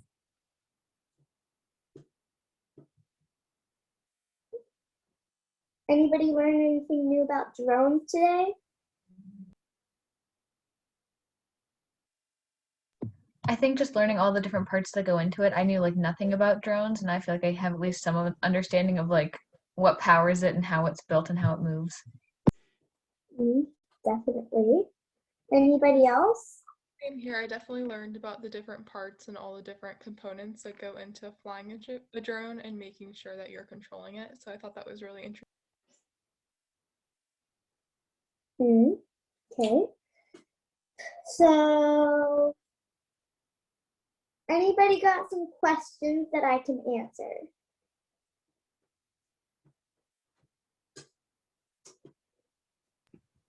So I think I'll start just first by thanking you. This is a very informative presentation, and I love the way you set it up, like all the different animations and just the background and all of that. It was really nice to look at and also learn from you. And so I guess I'll start off with something that's a little unrelated to your presentation, just an opinion I wanted to hear from you. So you've obviously done like STEM education in elementary schools, and you mentioned at the beginning that you're homeschooling now, and I think this was part of one of your projects that you've been working on while homeschooling, and I've heard that you do a lot of that. So I just wanted to hear what you think like the main differences have been from public schooling and now that you're homeschooling, and how much you've learned from both of those. Well, I've definitely learned a lot more in homeschooling. I'm like already doing algebra now. In school, it was just like holding me back. And so yeah, that's just one nice thing. Anybody else got any questions at all? What's your favorite part about flying drones, like from the overall experience? Well, I think that it's very nice to actually just see that drone that you've worked so hard on up in that air. It's very nice. I usually am like very slow with the drone, which is probably why I've never crashed. I've also taught some of my friends how to fly, and they get really upset when they crash. But you know, they've never really done it before. I was just lucky to be watching every single flight. Anybody else got any questions? I have one. Oh, did No, you go, someone- Grace. You go, Grace. Oh, okay. I was really fascinated by the number of countries that you've been to, because I've only been to 2, and I am older than you, so I was just wondering which countries kind of stood out, one of your favorites, something like that. I did like Alaska, so I can't remember it that well. I went a long time ago. I also think I like Italy, but that was also a long time ago. I still want to go to Russia because they've got so much ice. My dad ordered my cats ice skate, so they're gonna learn how to ice skate. Anybody else got questions? I guess I can go. I was wondering, what is some information on how, like, what's an information on how you come up with ideas on your racing projects? Well, I mean, they just come to me when I'm just thinking about it and I'm bored. So, yeah, I mean, it just comes to me and I'm like, oh yeah, that sounds nice. Anybody else got questions? So what's the most recent thing you've been working on? Well, we have been working on the Eagle Ray project, and me and some of my friends are working on this car race that will be a fundraiser for KWF. All right, anybody else got questions? I'm going to take about 3 more. What do you think is like the most important and fulfilling part of the work you do? Well, I think the most important part would be the actual going out into the fields and actually helping the animals. That's what we do in KWF anyways. Okay, anything else? I guess I was wondering, is there something specific like you want to be when you grow up, or like something you want to pursue that you haven't already pursued? No, I feel like there's a variety and I don't want to tunnel myself into just one thing. So I'm still thinking about that. I'm thinking about breeding. I've got a website I'm making, Kitten Popper, where I breed cats. Anybody else got questions? This is going to be the last one. Anyone? I can ask one last question if everyone doesn't mind. And so I know with the Da Vinci project, you guys compare a lot of animals in flight to drone designs like you just did with the bees and drones. And I was wondering if there are any other animals in flight that kind of match up nicely with drone designs. We have Eagle Ray, that's for one of them. We've got birds are very similar as well.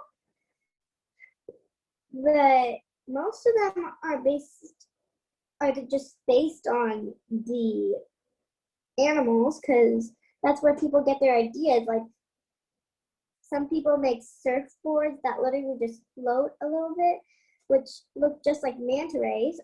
Or as we have our Eagle Ray drone, which is going to be used up in the mountains, we've got an Eagle Ray challenge if you're interested. All right, so if you were interested in learning how to fly a drone or build a drone, because we don't have that much experience here, we have a KWF all-exclusive drone kit, and don't be too worried about the batteries.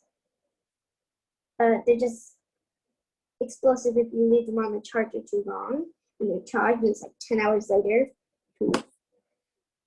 if you plug them in wrong. Anyways, I can tell you more about battery safety later.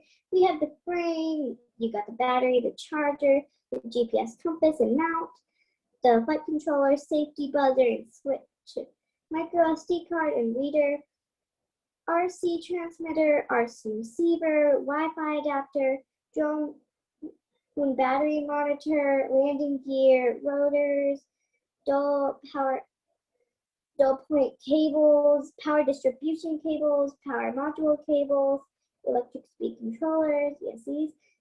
We've got our motors. I think I covered everything over there. And if you want to learn more about bees or drones, we can put some links in the chat. I've got this here. It's a game on reading the waggle dance. It's very hard to understand. Let me see, Control C. And then I can go. I can open the chat. All right. So if you want to go on the chat and get the row and get the bee app and get the bee waggle dance. So I think I did get that wrong. So there. Let me just put that in one more time. And see chat. I'm going to. I think, Kashmir, I found the link. Can you just make sure this is the right one, the one I'm putting in the chat right now? Okay, yes, I think that looks right. I don't think that's the right one. Let me just see. Open the chat, which doesn't want to open for some reason. Let's see, darn, this thing doesn't open. Okay, well, you can just search up bee waggle dance. I can't get it in. I'm just gonna see if I can try it one more time. And open the chat. Open the chat. Okay, this is just impossible. I'm gonna put this in just a little while. And then you can always go to www.kashmirworldfoundation.org or just search up Kashmir World Foundation. And you can contact me at rose@kashmirworldfoundation.org, www.adventurewithkashmir.com, info@kashmirworldfoundation.org, www.kashmirworldfoundation.org. And if you go to adventureswithkashmir.com, that's my blog. So let's see if I can find a way to. All right, thank you so much for hearing about this. I'm going to find a way to get that link in the chat somehow. This is, so I'm going to stop sharing right now. I'm going to open the chat. All right, there we go. I got it.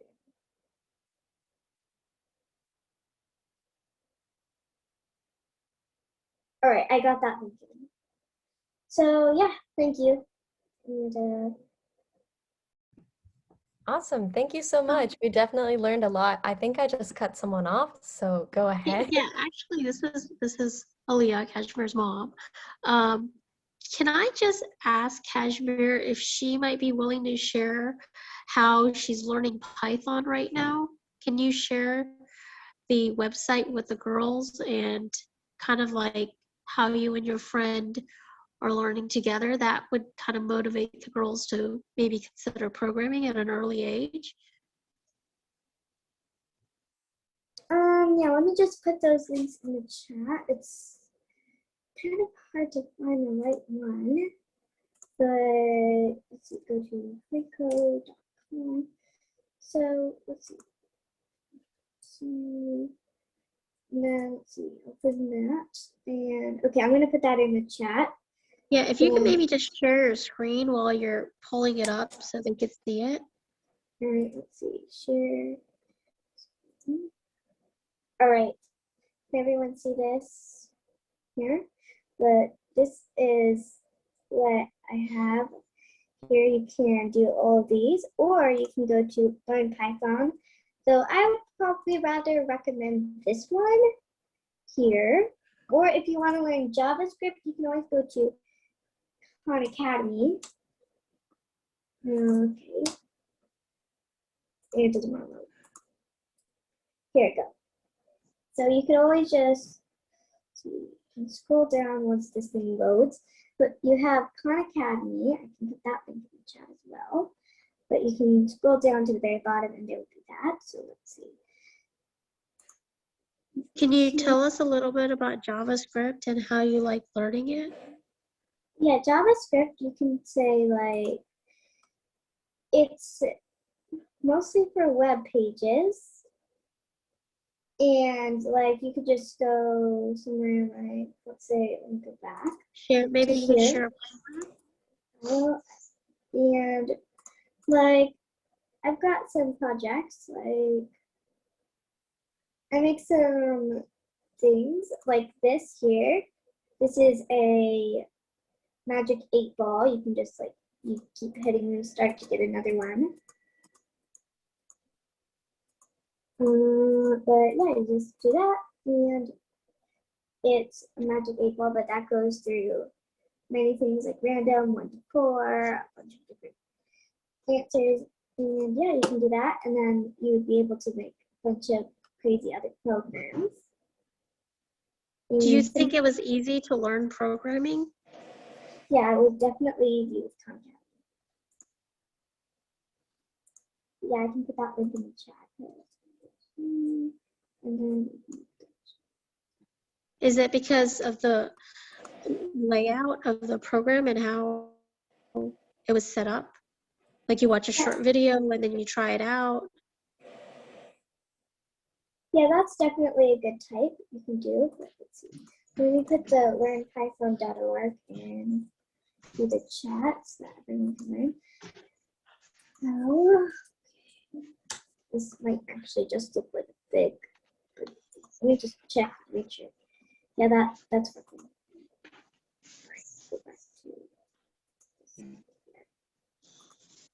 All right, thank you for having me.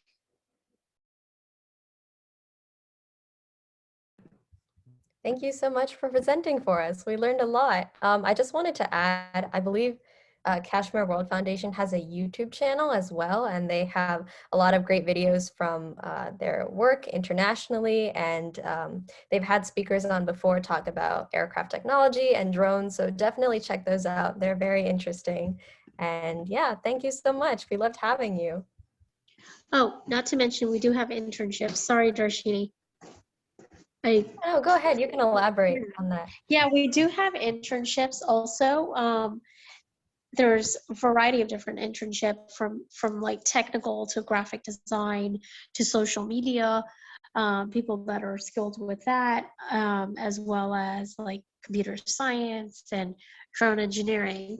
We do take high school and sometimes even middle school students as interns. For example, Darshini interned and she was absolutely amazing. I enjoyed working with her a lot, and she helped get a lot of stuff done for Kashmir World Foundation. So Darshini, thank you for everything you've done for KWF. Really, really appreciate it. And it's been amazing having the opportunity to work with you.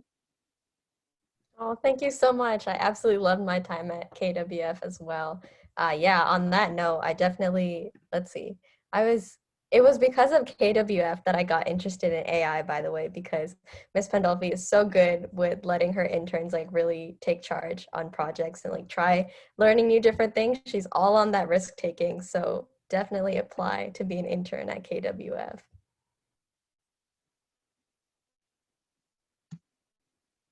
And I think with that, we'll be taking a 10-minute break and we'll be back with Renaud and her business workshop. So thank you guys for coming, and we will see you guys in 10 minutes.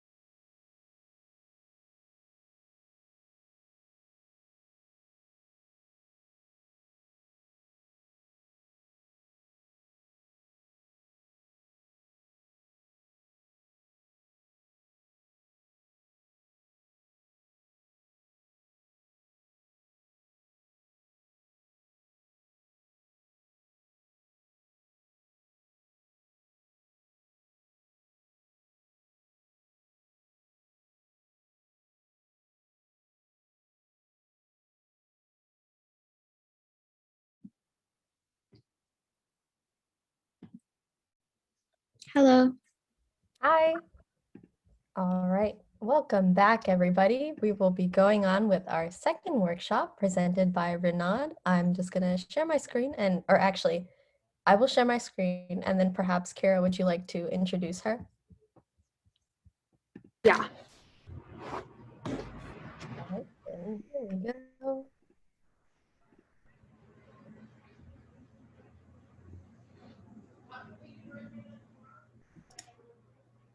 Okay, our final and last workshop of today will be hosted by Renaud. She is a 14-year-old entrepreneur that started her business in June of 2020, sorry. She sells handmade accessories and jewelry. She has been able to build a community of amazing supporters who have helped her accomplish her dream, and she hopes to grow her business to learn new things along her journey. So she will be hosting our business workshop. All right, Renaud, floor is yours. Okay, hi everyone. My name is Renaud.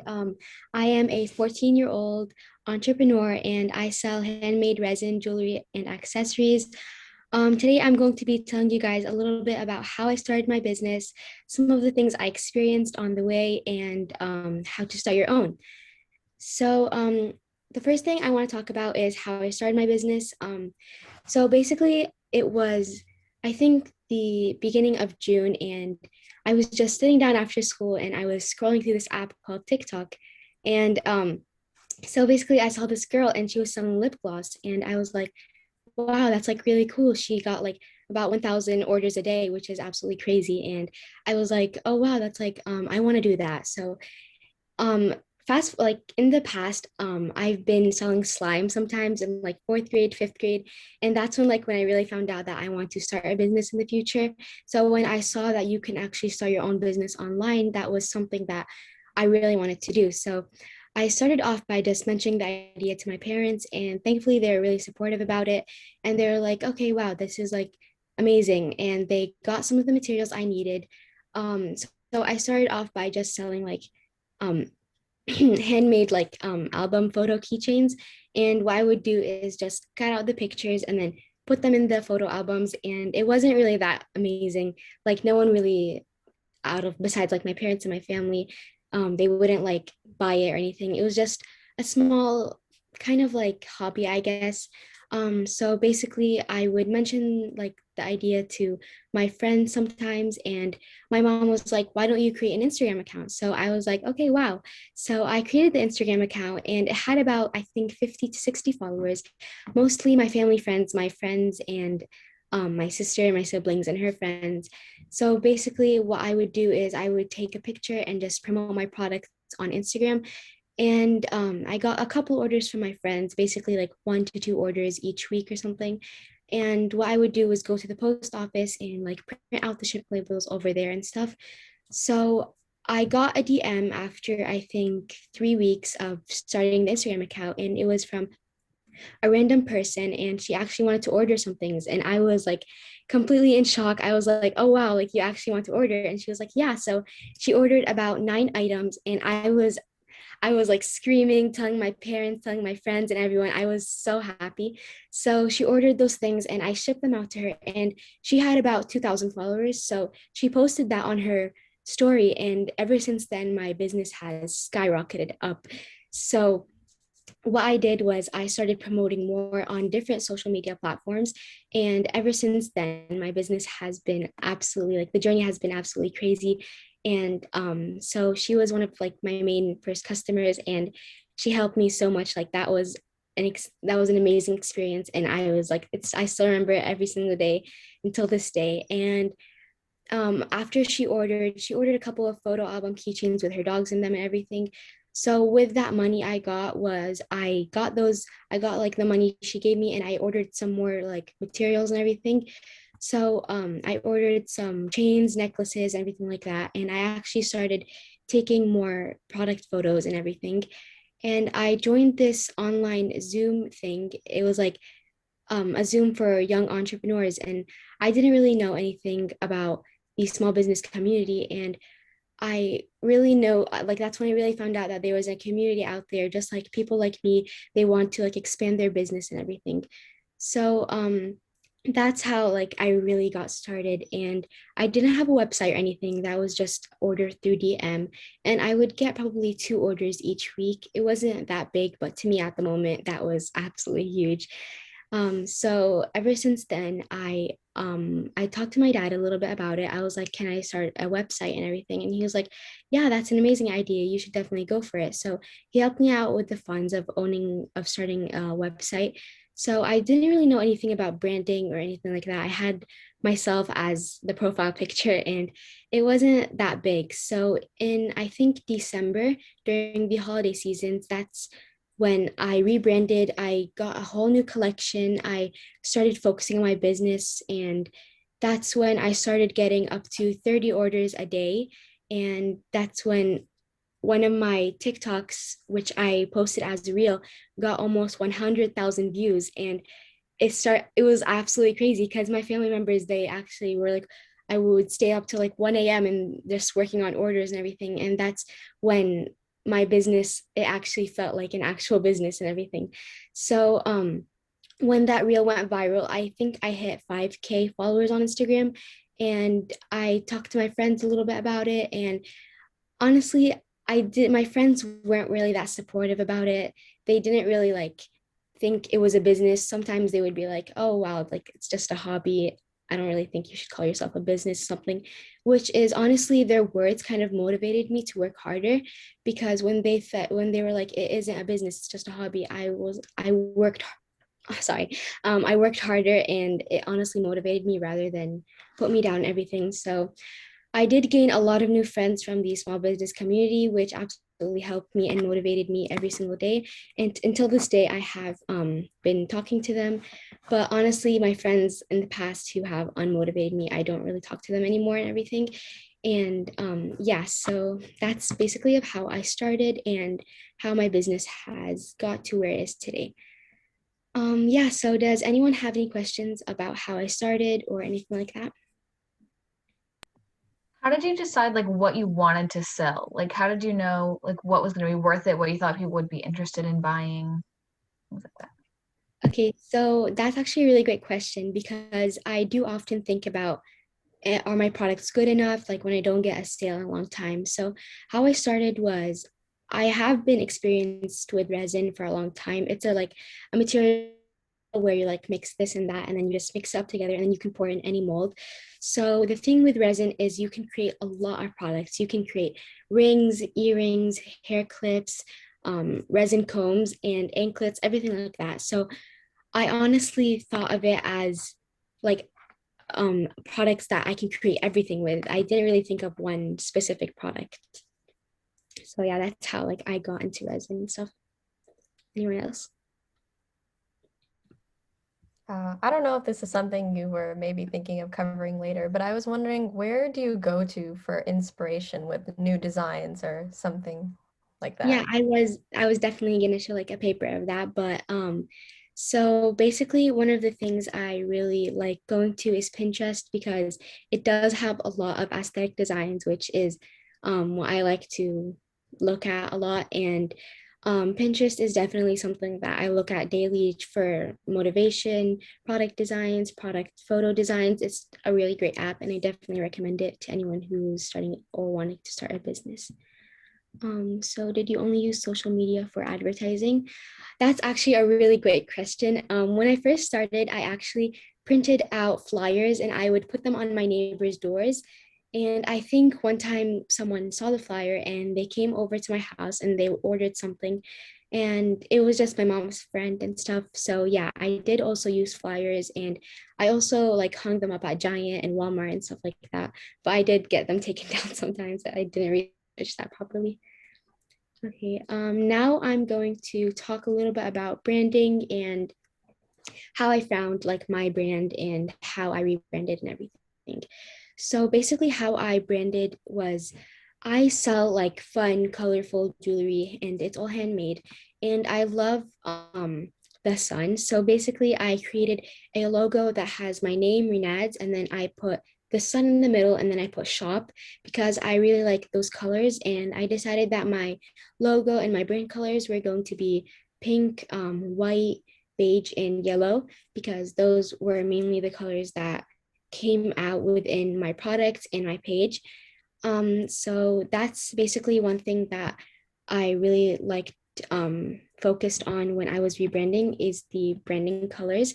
And one second, let me open this up. And I also want to talk about the design of my website and the design of my product. So one thing you really want to focus on when you decide what you're going to sell and what you're going to base your product and website off is your color palette. So you want to have a unique and color palette, and you want to make sure that it's organized and that the colors go well together. And I honestly think that having 3 or more colors in a color palette is definitely something you want to focus on, because if you have just like one color, then it's not really going to stand out. Yeah, so that's something I really enjoyed designing, was my product colors, my branding colors, and everything like that. So does anyone have any questions? Oh, you're welcome to. Okay. I'm going to quickly share my website if anyone wants to take a look at that. And I'm also going to put the link in the chat. You can also share your screen if you want to.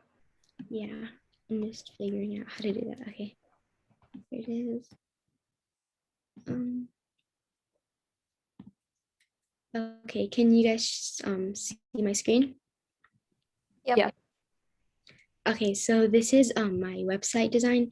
So I focused on really making it colorful. As you can see, my product photos really show off that pink, white, yellow look. I have some of the featured products on here, and then I have some of the main products on here. I have keychains that are all handmade.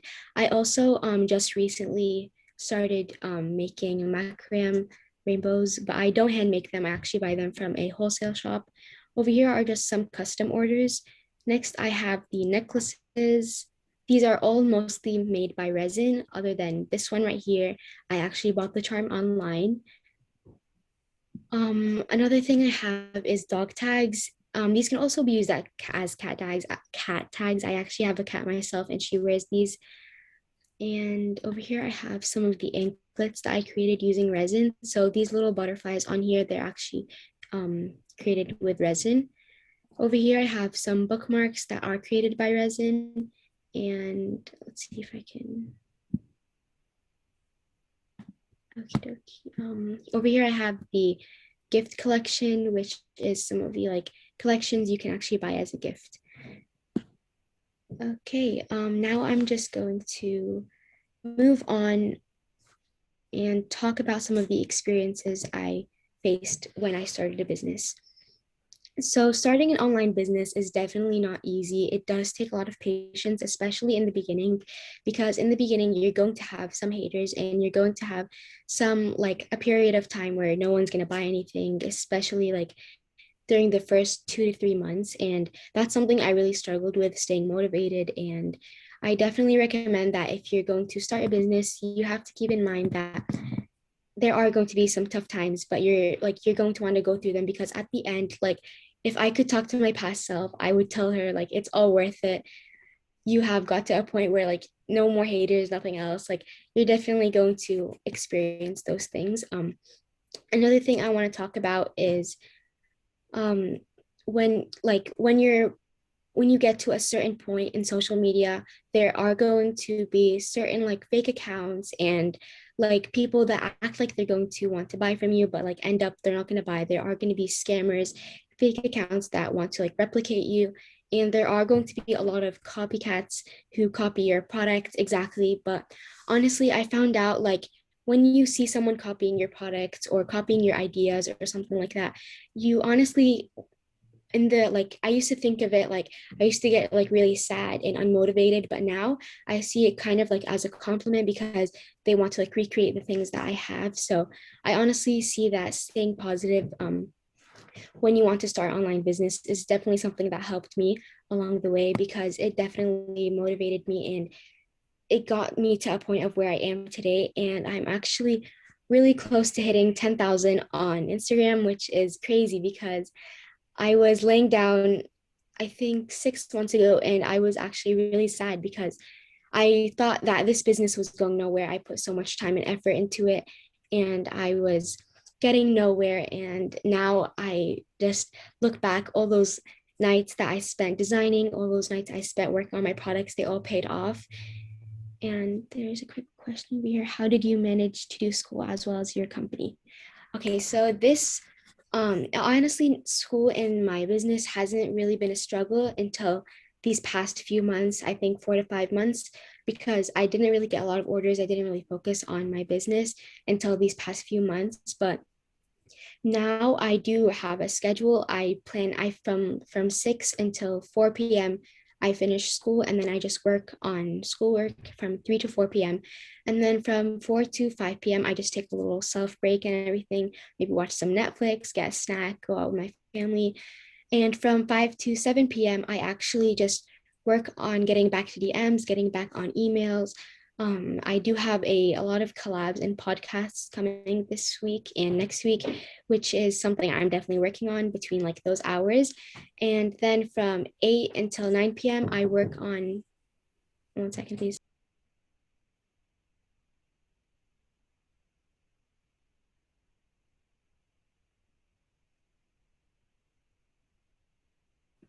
I'm a fan of the profile pic. Okay, sorry about that. My sister came in to ask me a question.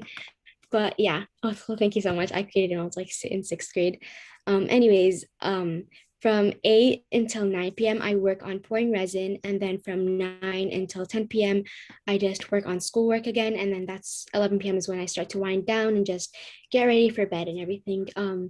I also noticed that when I create a schedule, it is definitely a lot easier to manage schoolwork and business work, because it does get a little bit hard, especially when I have finals, or like, for example, an essay due at 9 p.m. It does get a little bit frustrating, especially when you have like customers wanting to like know where their order is, or like they have a problem with their order. It's definitely frustrating. But recently, I have been working with a social media marketing manager, and she has been very helpful. She has been responding to emails for me, which definitely like removed 1 hour where I get to work on schoolwork.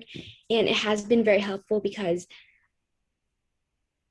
yes, that has procrastination affected your business if you do procrastinate? Yes, that is something I definitely struggle with. I do struggle. For example, I'm just on my phone from like 4 to 5 p.m. and I'm like, okay, maybe I can just make my business. I'll work on it a little bit later. I just stay scrolling or like watching TikToks or like on Netflix, because I feel like sometimes people do DM me. They're like, you're missing out on your childhood. And I tend to ignore them, but later on when I'm on my phone, it does kind of hit me like, am I missing out on my childhood? Like, am I missing out on social media? But then but then when I really think about it, I'm not, because I'm doing what I love to do. And that's just, it doesn't like really, people when they message me, they don't really think about that. I actually love to create jewelry. I do love to promote my products, but it doesn't really hit them. They think that every teenager loves to go on TikTok and Netflix, and it does really affect me when I am on my phone, and it does cause me to procrastinate a lot. But I have learned to get over it, and like that this is what I love to do, and I have to focus on that, and I have to ignore everyone who's trying to like tell me otherwise. So yeah, that's how did you design your website as well?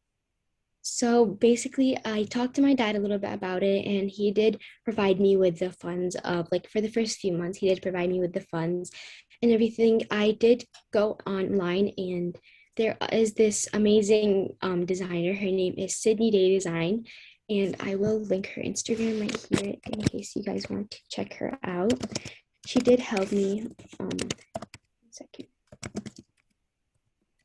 She is a 15-year-old entrepreneur, and she did help me a lot with designing my website and my logo. She actually did the whole rebranding for me. I think it was $40 for the website and the logo, which is absolutely amazing. She helped me rebrand as well, and I think that rebranding definitely helped my customers and helped attract customers to my website and everything. So yeah, that's mainly how I design my website, and yeah.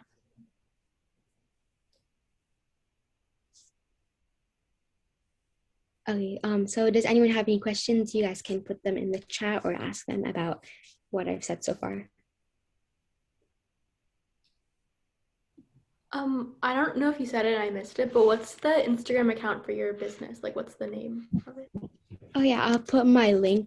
I'll put everything. So I do have just one username for all social medias: TikTok, Pinterest, YouTube, which I am planning on posting later on. So I just put it in the, oh, I think I actually put that direct message. Let me. Oops, I was so sorry. Okay, it's called Renat's Shop, and it's the second one I sent. What is one tip you have for people wanting to start their own business?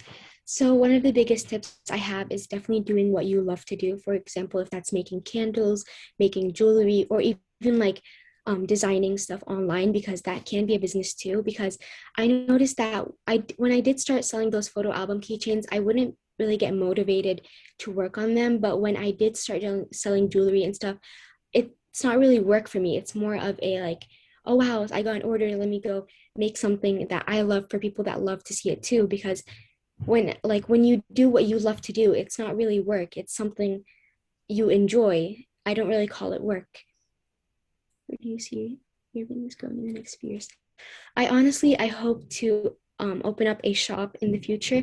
I have worked in some pop-up shops in the past, and I do hopefully I want to own my own shop in the future, but that's definitely going to take a lot of time.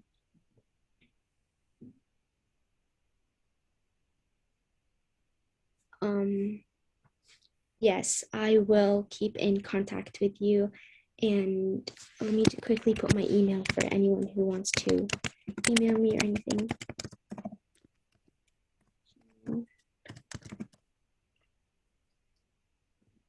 Was it hard to fund your business? How do you know it was an investment? How do you know when an investment is too much? Okay, so basically the first few months, I did have my parents fund my business for me because obviously I was a 13-year-old with no income or anything. So they did help me out with that. And honestly, I think that you never know when an investment is too much. You just have to take that risk and go for it.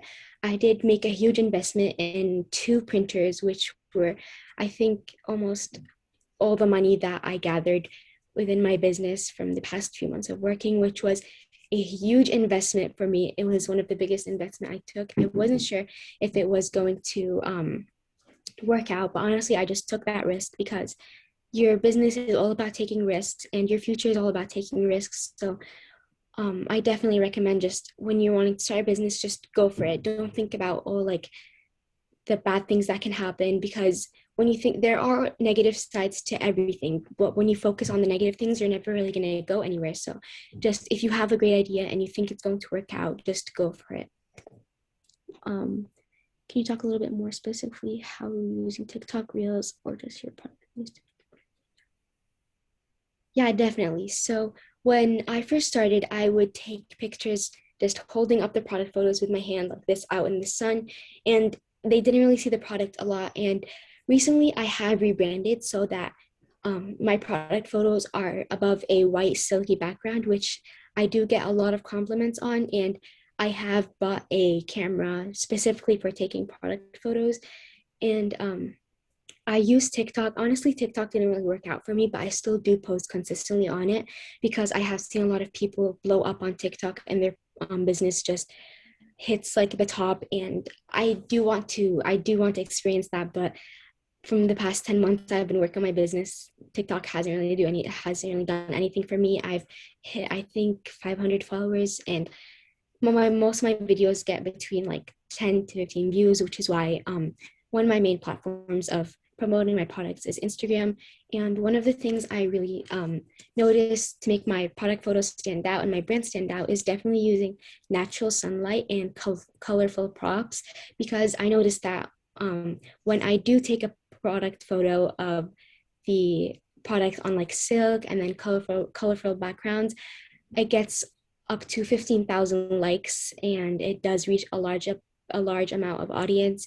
And rather than when in the past, and I used to take a little bit not that good photos, and they used to be unclear, not in natural sunlight, in dark spaces, everything like that. And I have noticed that taking product photos and making my brand stand out definitely attracts more customers, obviously. I did notice that there are like certain things that you do that make your brand stand out. For example, I take my photos on a silk background. I do sometimes get DMs of people like, oh, this girl is copying your products, she's putting them on a silk background. And that's honestly, I don't take it copying because silk is very common. And but what I think is cool is because people know me for taking products on a silk background. Like that, like when they see someone, they automatically think of me, which is very important when you want to create a audience and a brand, which is something I found really interesting because people are like thinking of me when they see silk, which is definitely one of my goals. Let's read this question. Yeah, so Reels is definitely an amazing source of promoting your products because they are really easy to reach a large amount of audiences. I have had a reel who got I have had a reel who has gotten, I think, 100,000 views, and some get 200 views, some get 30,000 views. It just depends on the content you're showing and your target audience and the hashtags you use. I definitely feel like starting an online small business, especially since it's online, promoting your products on certain platforms is definitely really important, and using certain hashtags so you can reach a target audience is definitely really important too. So if anyone has any questions about like reaching a target audience or anything like that, feel free to put them in the chat or like unmute or anything. I had a quick question about your actual creation process. Like, how does that work? Do you mean like the resin? Mm-hmm. Yeah. Okay, so basically resin is a chemical formula that when you mix part A and part B, and you let it sit for 24 hours, it does like harden. So resin is extremely toxic to work with. So there are many precautions that you have to take. You have to wear double layer masks, gloves, and you do have to wear, what's it called? Goggles too.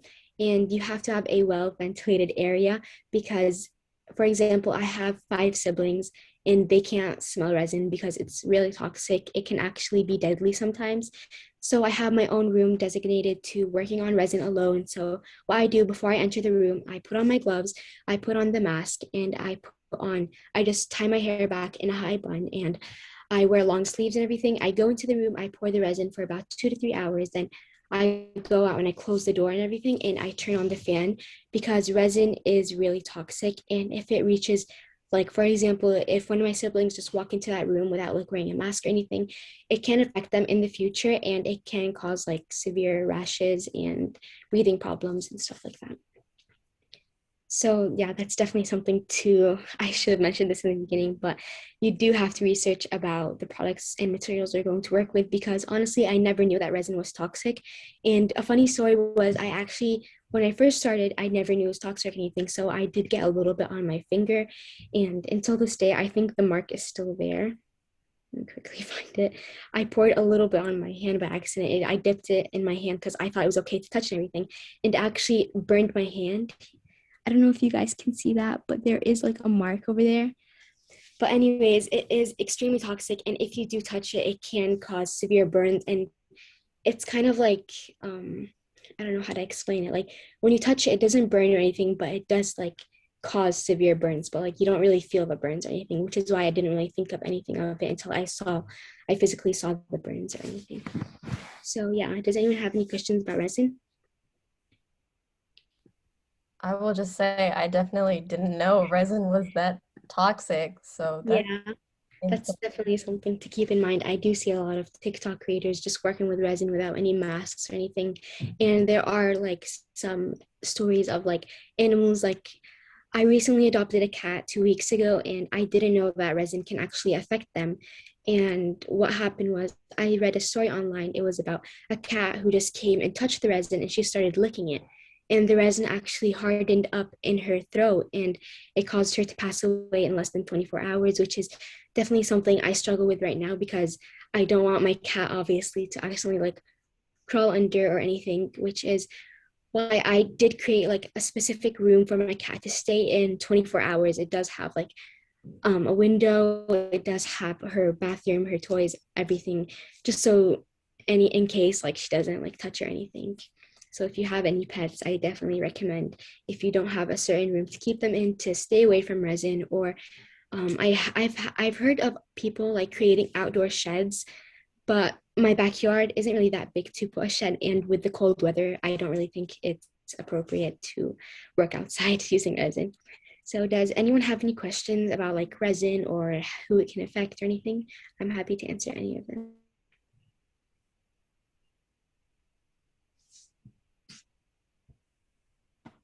Is your website the only place you sell your products?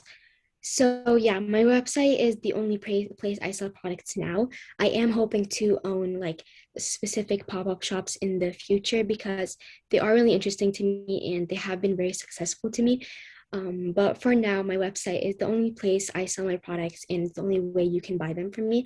I also do sometimes take orders, custom orders from on direct messages or emails on Instagram and through my email, which you can typically pay through PayPal, Venmo, or Cash App. But yeah, that's online is basically the only place I'm selling right now. Okay, I am going to talk a little bit about finance, and how I manage my money and everything like that.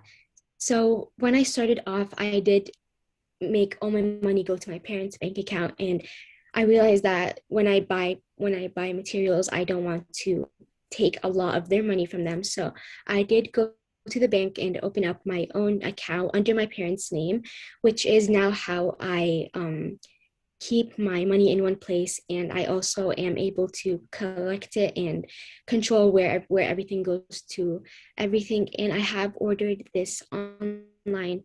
I have ordered a notepad where I can just write down where I buy and if it came, and I just keep all my financial stuff in that notebook and in my bank account, because I did notice that sometimes, like especially when you own a business, you can like buy certain things from one website and then just completely forget that you bought it, which is something I definitely struggle with, because I did buy like a lot of dried flowers in the future when I started my business, and until this day it never arrived. And I noticed that I do have to keep writing down things I buy and everything, just because of taxes in the future. When the taxes do come in, you have to provide like receipts of like your materials and everything like that, just so the government knows that like your business is real and everything. And another thing I want to talk about is making sure your business is certified with the government, and that is something that I'm still in the process of working with, because when your business is not certified with the government, you may like the government may come in and just randomly shut off your business, which is something like that's like really terrifying to me, because my business is basically like my whole second life right now, because I am working on making sure like my business is government approved and everything. But I do have to be 18 or older, so I am in the process of doing that. But yeah, that's something I want to go over with. So if anyone has any questions about that, feel free to put them in the chat or just ask them. I'm happy to answer all of them.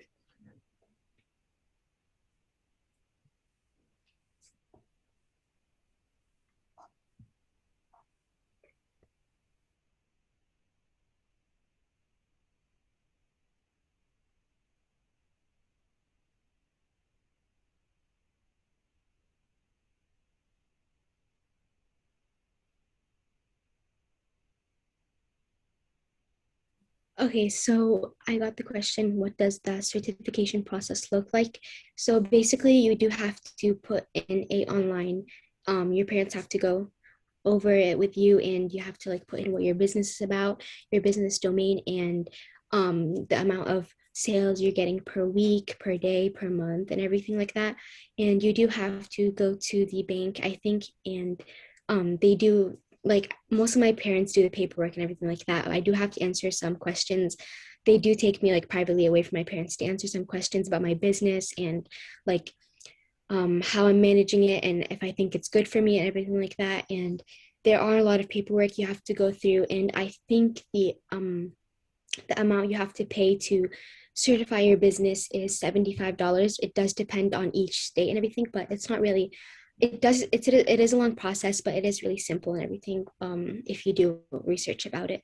Most, like, I do keep that stuff up to my parents because I don't want to like, accidentally mess up anything, or like, because I don't really know that much about the government and everything, but my parents do, so I keep it up to my parents. Is there anyone specifically that inspired you to pursue your entrepreneurship? So basically, I think that Sydney Day Design did inspire me to rebrand, but I think that honestly, I've been wanting to own my own business since I was little. So I think that I honestly inspired myself, if that makes sense. But like looking back at my younger self, I didn't inspire, like I did get my inspiration from my younger self, but from like rebranding and like starting a YouTube channel, that's mostly from Sydney Day Design, because she does do amazing things like start her own YouTube channel. She does have her own podcast, which I'm hopefully going to be on next week. So yeah, that's just one of the people that definitely did inspire me to become an entrepreneur. This is kind of similar, but can you talk about like how you've done like collaborating with other small businesses like her, or like I know you've done I've seen some giveaways and things like that with other other small businesses. Can you talk about like that process and why that's helpful? Yeah, definitely. So collaborating with other small businesses is definitely a good way of growing your audience.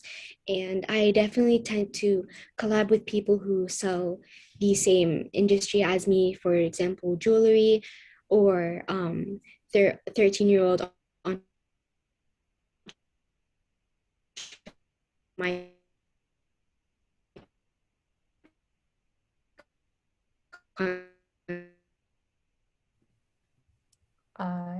It might just be me, but I think you're freezing. Really beneficial for my business, considering the amount of followers and customers. I'm sorry? Oh no, I think you were frozen for a little bit for all of us, maybe like the last 30 seconds of what you said. Oh, it's okay. I'll repeat it. So basically, I think that collaborating with other small businesses is very important, especially if you want to grow your audience. And I do tend to see myself collaborating with small businesses in the same industry as me, for example, jewelry, or young entrepreneurs, because their audience is basically the same as mine. And I think they will be interested in the same content that I show them to. I have recently collaborated, I think 5 days ago, with Moonflower Jewelry. We did host a giveaway on my Instagram account, and she recently hit 10K yesterday. And I think that us collaborating definitely boosted her following, and it definitely boosted mine. I think I gained 1,000 followers in the past 3 days just because of the giveaway. And we did actually just announced the winner, and she was very happy of winning, obviously. But yeah, that's definitely something that's really important when you're wanting to start a small business, because collaborating is definitely something that really gets your name out there, really gets your brand out there, and it really does wonders when you collaborate with specific brands. So does anyone here ever want to like start a small business or owns one? No one here? I think that owning a small business is definitely something interesting, and it's definitely fun because you get to be your own boss and you get to like work on your products. You get to do what you want to love, and it's because I feel like when you own your own small business, it's really motivating to others. And sometimes I get DMs like, oh wow, you motivated me to start my own business, which is like, it's really heartwarming and it's really inspiring, because I never thought of myself I would be able to inspire others, because it's really like crazy to know that other people like think of me when they want to start a small business. But yeah, that's definitely one of the things that I loved when I create a small business, because it's definitely something that in the future I will, for example, Sydney did inspire me to start my own business, and look at where I am today. It's definitely helped me in becoming more confident speaking in public places. It definitely helped me become more of a person who I am and build a community with myself, my friends, and my family. And it did help me a lot. And the fact that I could help someone else become a person that they really want to be is definitely really inspiring, and just really keeps me going and everything. But yeah, does anyone have any questions about that or any comments? in the process of starting to make wire rings. Thank you for your advice. Oh yeah, I love the wire rings. I actually bought 2 from a small business the other day because they are actually so pretty. And I love like the process and I love how they look. And I did see them trending on TikTok. So I think that your business is going to go very well. And I hope it goes very well. You can definitely message me on Instagram if you need any further advice. And I'm happy to give you a shout out or anything to get you going on your business. I don't want to price. Oh wow, that's actually really amazing, donating to essential workers. I raised $500 from that, which I also donated. That is actually amazing. I am trying to donate to future Black Lives Matter or like women inspired organizations, but I think that it's actually amazing that you donated that amount to essential workers, which they definitely need it. And thank you so much. That honestly means so much to me. I'm so happy I could inspire you. I did get a question, I think previously, on how to find out what you want to sell. And honestly, just think about what you like if you see something on social media and you're like, wow, I really love that. You can totally recreate it, but you just not copy it, because the social media world is huge, and just because someone does something doesn't mean you're not allowed to do it too. For example, a lot of people work with resin, a lot, maybe I think over 1 million people on social media work with resin, and it's definitely something that has become very common within this year because it is trending on TikTok and in Instagram. And I think that you have to, when you own a small business, you do want to stand out. Just because you do sell the same products, that doesn't mean that you can't stand out within the other businesses. I think that when you want to figure out what you want to sell, you just think about what you love to create, what you want to pursue in the future. Like, think about it as not as work, more as a hobby that you're turning into a business, because that's definitely something that did help me on deciding what I want to sell. So does anyone have any questions or like concerns about like what to sell, or like if you want to start a small business on how to choose what you sell? Because I'm more than happy to help and I have a lot of advice on that. Just check the chat.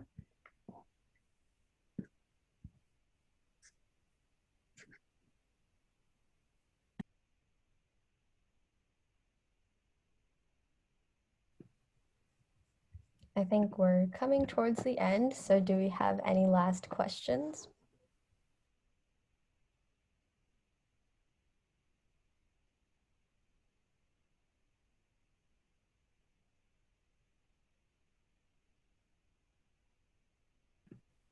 Okay, well, it looks like the questions have stopped rolling in. Thank you so much, Renat, for speaking with us. It was really amazing to hear where you started, where you are now, and you had so much great advice for us. Now I want to start a business. You should definitely do that. I'm so happy that I can inspire a lot of you guys. Thank you so much for having me. This definitely did help me, and I do hope to work with you guys in the future. I really enjoyed this event. Thank you guys again. Yeah, thank you.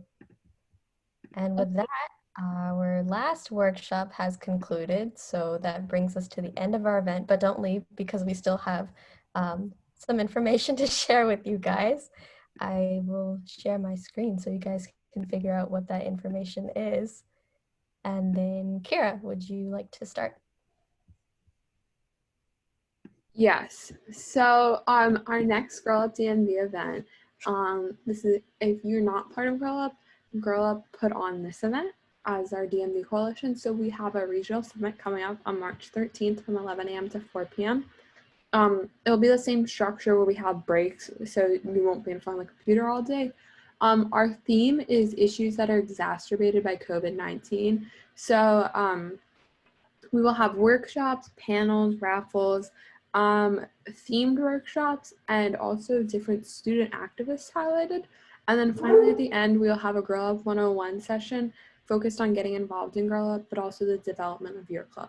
So the Eventbrite link for that will be in the chat. And it will be similar to this event where it's hosted on Zoom.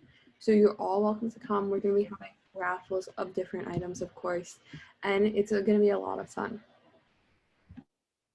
And then finally, we just wanted to highlight some programs and internships and other opportunities that you guys can get involved in that relate to STEM and business. So as mentioned before, KWF is looking for interns in these different categories. And for all of these, I'll be dropping all the links in the chat as soon as I'm finished. And then InnovateX is a new nonprofit that actually my friend is co-running that aspires to increase accessibility to personal finance and entrepreneurial opportunities for all students. I think they have workshops, from elementary to high school. So definitely check them out if you would like to learn more. Girl Genius Magazine is, as it says, a magazine, but also an inclusive community where everyone is given a voice to empower the next generation of female leaders in STEM. And they also do a lot of stuff regarding just personal career development in general.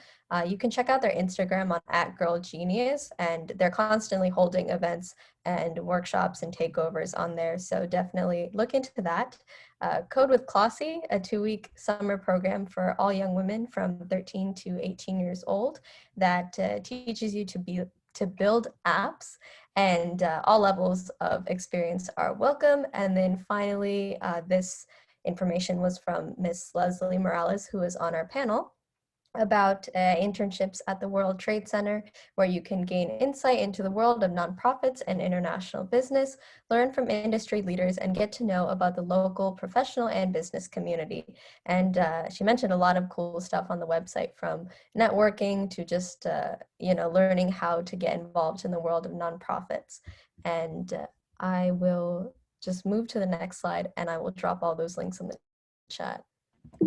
And additional to that link, I'm just also dropping the link in the chat of our GroupMe. We have a coalition-wide GroupMe where we post all of the upcoming events, or also collaborations and information that aren't necessarily pertaining to Girl Up, but just different opportunities. So it's a great way to communicate and reach out to us.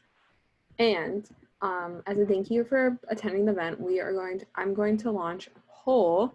And I want you guys to choose what size shirt. We have one small and one medium size shirt you would like to enter the raffle for. And then these are the shirts. This is the small. And then it says Girl Up on the back. Okay. Okie dokie. So I'll give it a minute more.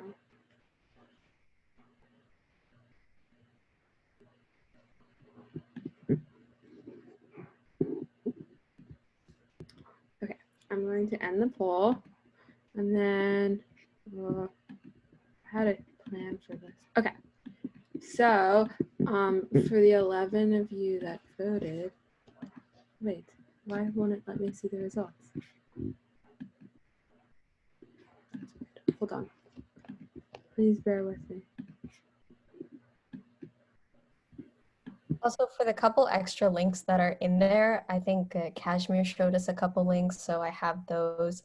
And one of them is a link with just a bunch of different coding workshops and organizations that hold coding workshops for people of different levels. So feel free to check those out. It is giving me an option to share results on my screen. I'm not sure why, but do you want me to share those?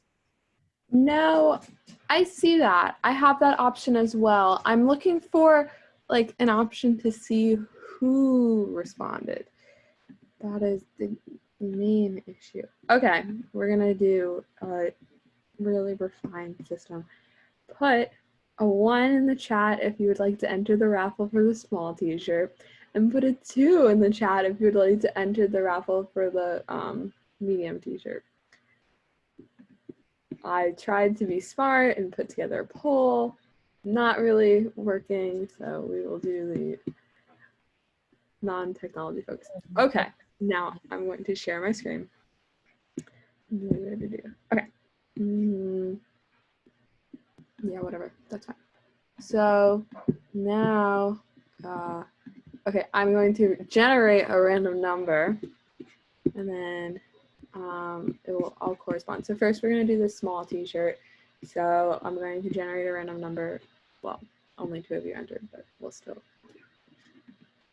Okay, so Dora, you won the small t-shirt. So if you can send me your address.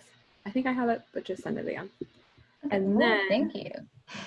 for the medium t-shirt, oh, that's too big of a number, I think. 1, 2, 3, 4, 5, 6, 7, 8.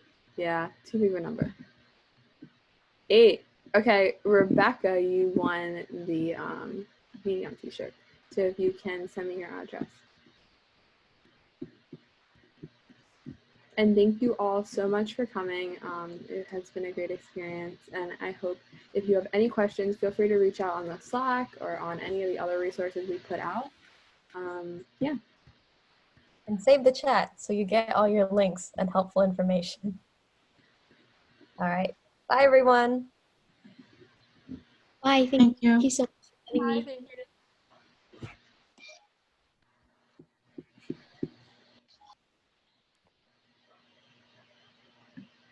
Yay.